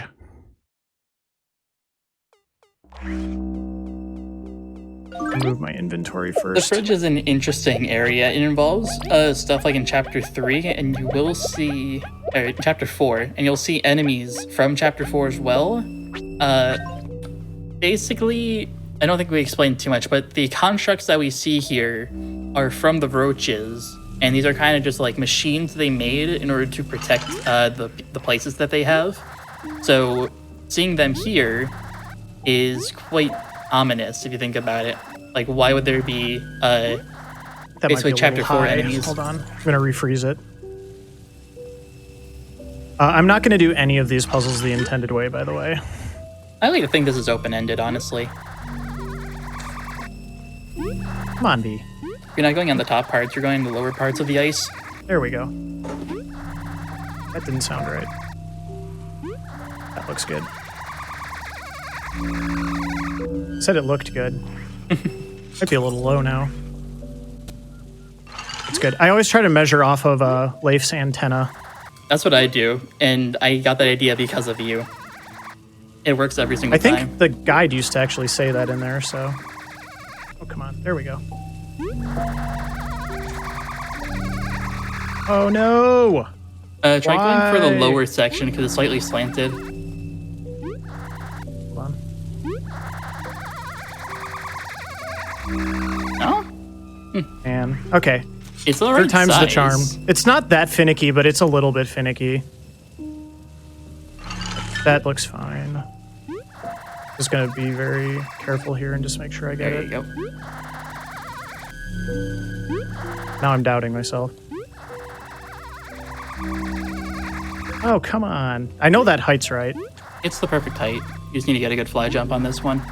There you go. That'll do it. There we go. Onto the second floor. Yeah. This This is normally my least favorite floor. Yeah, this one's the hardest one because you need to have a just did it like a champ. You need to do the second best fly jump in order to make it. Yeah, if I can get this first try, that'll make up for basically everything on the first floor, so. Normally you have to move the ice block over and fly twice, but because V just doesn't care about that, we can just go straight towards it. We don't even need to worry about it. This one I don't like because it's kind of blind when you first do it. But other than that, this floor is pretty easy. All right, we made it. So that's the fridge.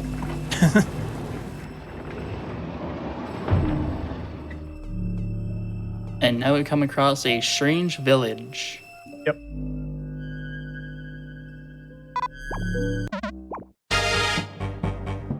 And it's the Roaches, the long since seemingly extinct village or tribe.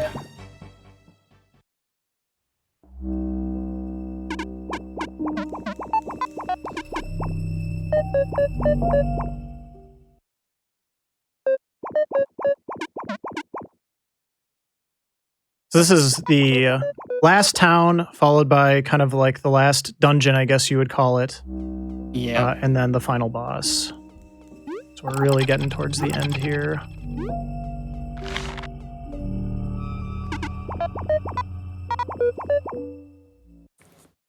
This cutscene can go two different ways, if you've done least request or not. His reasoning right now, since we didn't do least request, his reasoning right now isn't the strongest, but it does the job to sway the Roach Elder to let us pass. Because if we didn't talk to the Roach Elder, we could not move on to the next area, so we had to do that cutscene. Oops. We're going to retrieve our stews, buy a bunch of these magic seeds, which, by the way, these are supposed to be kind of like a life item, like a revive item, but you can actually just use them on an alive character, and they work perfectly fine, which I'm about to do in the next fight.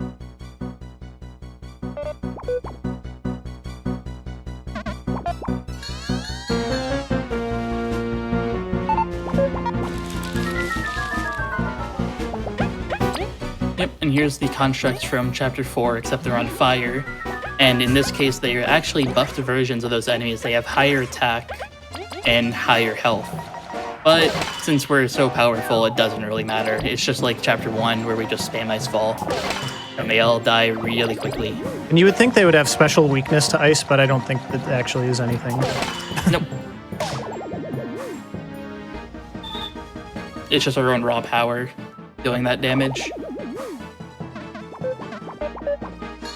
Yeah, and so Lost King, what he's done, since he has the power of fire, he's basically set the whole place ablaze.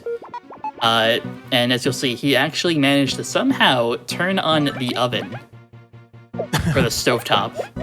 And he's used that to his advantage to block the way through directly. So we're gonna have to take an indirect route. Yep. This is probably the newest, the most recent skip that was found, or improvement to the route, what I just did What we there. would have to do right here is do the perfect, basically frame perfect jump fly in order to make it. This one, it's usual the 1 or 2 would work, but for the one before that we had to do the rock for, that would normally be a frame perfect jump fly. Which thankfully was the hardest one in the game, so we don't have to do it anymore. Yeah. So that's why I say this game is really accessible to new people. You don't need to do like frame perfect things. Yep. And in worst case scenario, you can always just do stuff the intended way. Yeah. And it'll take a little bit longer when you're learning. Yeah, it doesn't. If you take just too want to much like do time. runs. I don't like this puzzle. A lot of people don't have problems with this puzzle. I don't like this puzzle, so here's hoping. Okay, whew, That's should good. be okay. Yeah, I have to move this ice block all the way over there. Yep, you gotta hit that button. This is probably the worst room in the game casually and in the speedrun, but we have to get through it somehow. Not quite sure how. Okay, I do get an angle here. That's good. Oh no. Oh boy, No, it's gonna be fine. I got this. I'm nervous. I believe in you, Kabu. Yay! Oh, you did it. All right. Whew. That room never happens the same way twice. Yeah.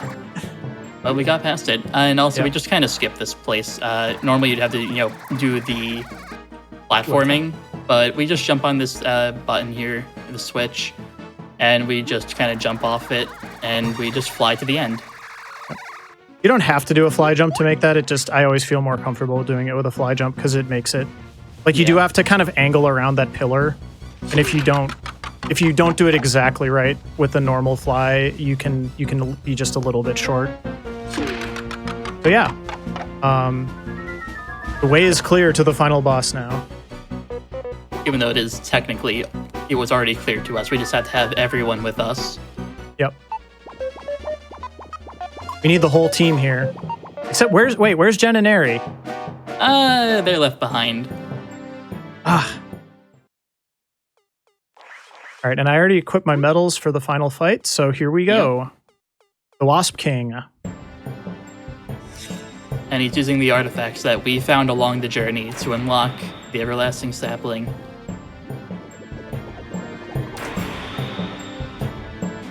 There's the mask, there's the shield, or the ancient tablet. And those will make an appearance in the final boss fight. Well, hopefully the shield won't. Yeah, hopefully the tablet won't. The key almost certainly will. Knowing this runs RNG, we will get the shield. Gosh. That's just how it goes, though. All right, Yep. so this fight's not going to look too different than a lot of the other fights we've been doing recently, but the final fight is very interesting and has gotten a total overhaul recently. Yep. All we do here is just tornado toss him to death. There's nothing too special here. The only thing that's different in this fight that we have to do differently is if he heals using a Burley chip, which gives him defense. In which case, the third turn is going to look a little bit different. Otherwise, we just do tornado toss turn 1s and turn 2. Oh, you didn't do it. There you go. Yeah, we're good. Yep. Then after this turn, he'll only have 2 health, and then someone just needs to do a full attack, or he just has to do a failed attack. And then the first phase of this boss is done. And just so that we know with the timer, where is time going to be called? Will it be when this boss dies, or is there a little bit more afterwards? So we actually have a Star Wars style victory celebration before time in this run, so it will be very apparent. Okay, cool. I will be sure to call it. Oh man, you just wanted to do all the fun stuff. Oh, we're on fire, but it's fine. Yep, he's done. And thankfully, they give you a free heal in between fights, so it's not like that matters too much. Yeah, if this was like a true 4-phase final boss fight, it would be very unpleasant. Yep. So now he used both keys that we earned along the way to unlock the way. Here it is. The moment we've all been waiting for. The everlasting sapling. The It doesn't look too well. it looks a little sick to me. Just a little bit. But he didn't come all this way just to turn around and go home empty-handed, so Yep, so you just straight up ate the seed or whatever that is that was left on top of the it. final leaf, yeah. It is going to have an effect, and it's going to result in an awesome final boss fight. So I hope everybody gets settled in for this one. The music is amazing. It's a lot of fun. I'm going to let Danny kind of commentate because I'm going to really just focus on doing everything right. So this is definitely an interesting battle. So what we do first here is we use the squash tarts, which basically give us attack up for 3 turns, and it gives us a TP healing over time. So we get like 2 or 3 TP every single time the turn ends. And what we want to do is, with the same strategy as we've been doing with Break, we want to just keep hurricane tossing him over and over again.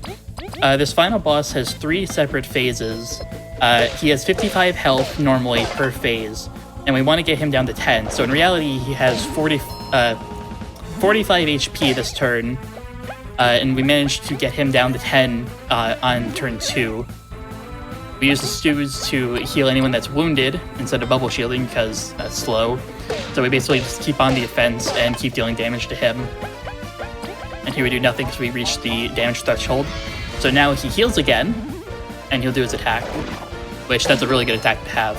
After this turn, he will summon an artifact. This is what we've been doing to make sure he doesn't summon an artifact, is every time he's on the ground, he doesn't have a chance to summon an artifact. But every time he's in the air, he has a chance to summon them. So basically, it doesn't really matter what we do. He would summon one anyway. He would fly up and summon. Okay, so I'll wait for that, and we'll see what he summons. See what we get. He gets the shield, we're kind of screwed. Okay, we got the key. Perfect. Yeah, He can either summon one key or a shield.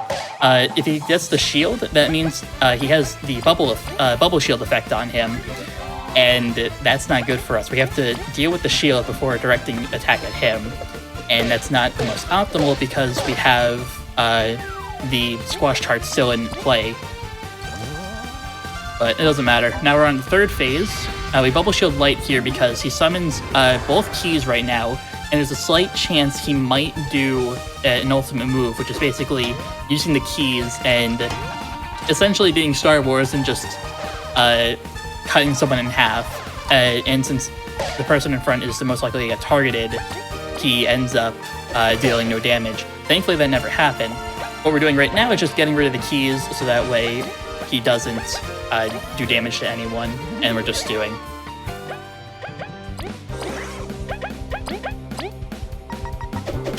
And since this is the final phase, all we need to do is do break, hurricane, and stew again.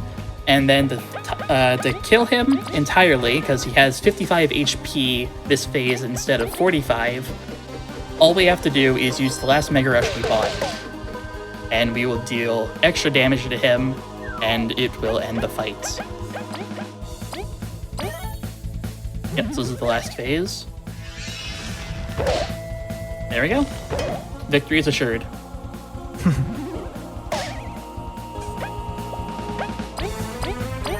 Last Mega Rush on B, 2 Hurricane tosses, and he is out of here.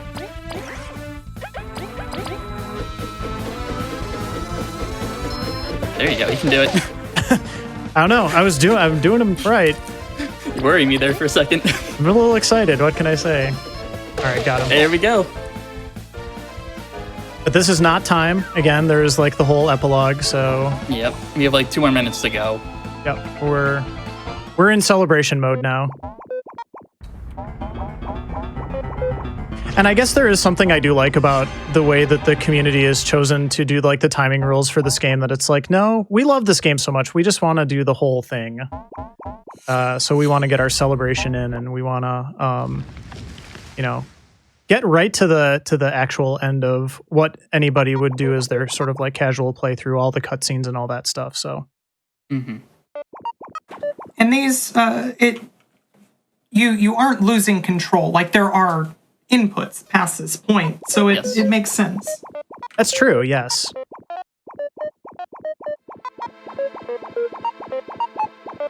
So yeah, we're just kind of getting, the Wasp King turned into the new everlasting sapling. Everyone's kind of debriefing here. Well, it doesn't actually turn into an everlasting sapling. It's told that there's no magic resonating from the tree anymore. It's just a plain old tree. Oh, right. So now it's a lasting sapling. Yeah. To put it that way, It's an annual. Or perennial. Which one is... Hold on.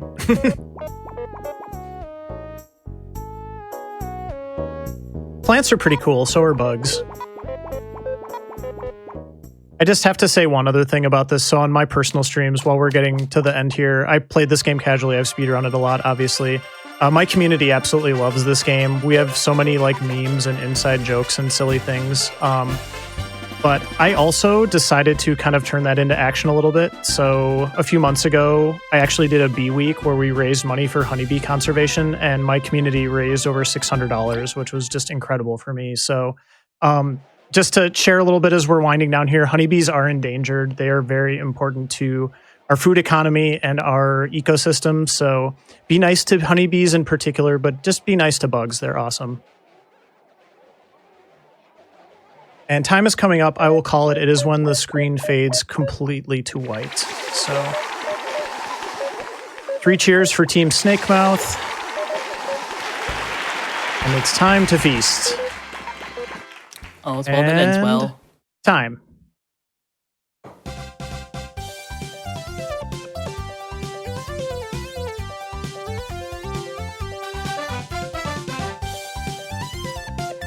That was a pretty good run altogether. What a good run, yeah. Yeah, for a showcase run, I got really bad boss RNG. My overworld movement was pretty good. My PB is a 256, so this is definitely off of my PB, but at the same time, this is a very hard run to consistently get all of the perfect stuff just because there's so much platforming, there's so much RNG, all of that. So, it's a good time. I'm really happy that everybody got to see the game, and I hope you all had a wonderful time watching Bug Fables today.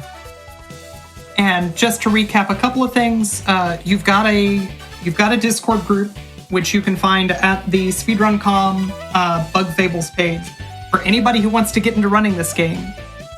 There's tons of really good, really comprehensive documentation for everything you're going to need to learn, from casually, like your first speedrun in this game, right on up through, I believe, the world record level strats.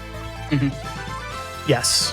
And again, it's such a good beginner speedrun too. I can't emphasize that enough as someone who is still very much a beginner speedrunner. It's such a fun game to learn, and you will always enjoy playing it. It's my favorite run right now because I never get tired of it.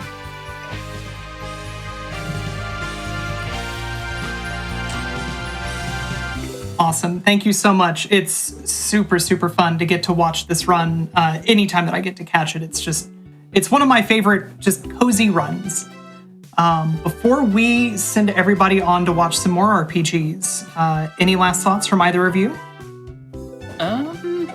Not much other than just thanks for having us. I do want to quickly shout out just some specific people in the community because this is a really small, close, tight-knit community, and everyone is so supportive.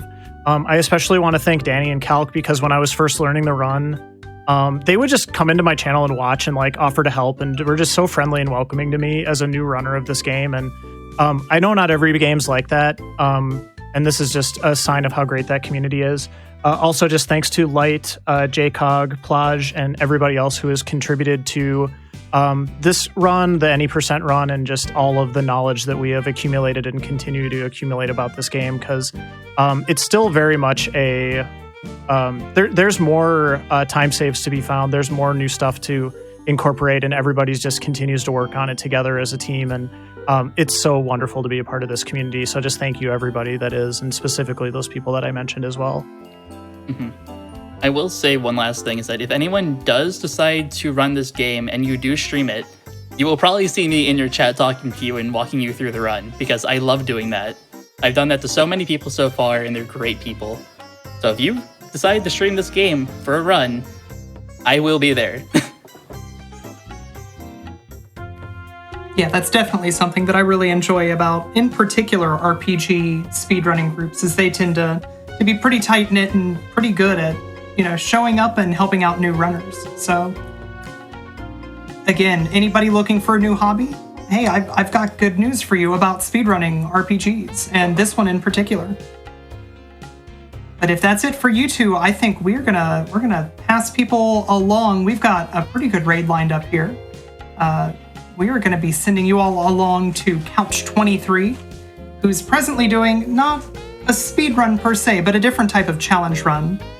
Couch is presently doing a Final Fantasy VI Beyond Chaos randomizer with permadeath enabled. So if you want to see something that's extremely dangerous and could end in the blink of an eye, or could go all the way, stick around. We're going to be sending you over that way. Couch is one of my favorite people on Twitch, and one of the first streamers I watched as well. Just definitely give Couch a follow. Couch has been in the Final Fantasy VI community forever, and just great streamer, great individual. Presently at twitch.tv/couch23, running Beyond Chaos and potentially, maybe winning the game, maybe dying in a tragic manner. Either way, it's going to be exciting.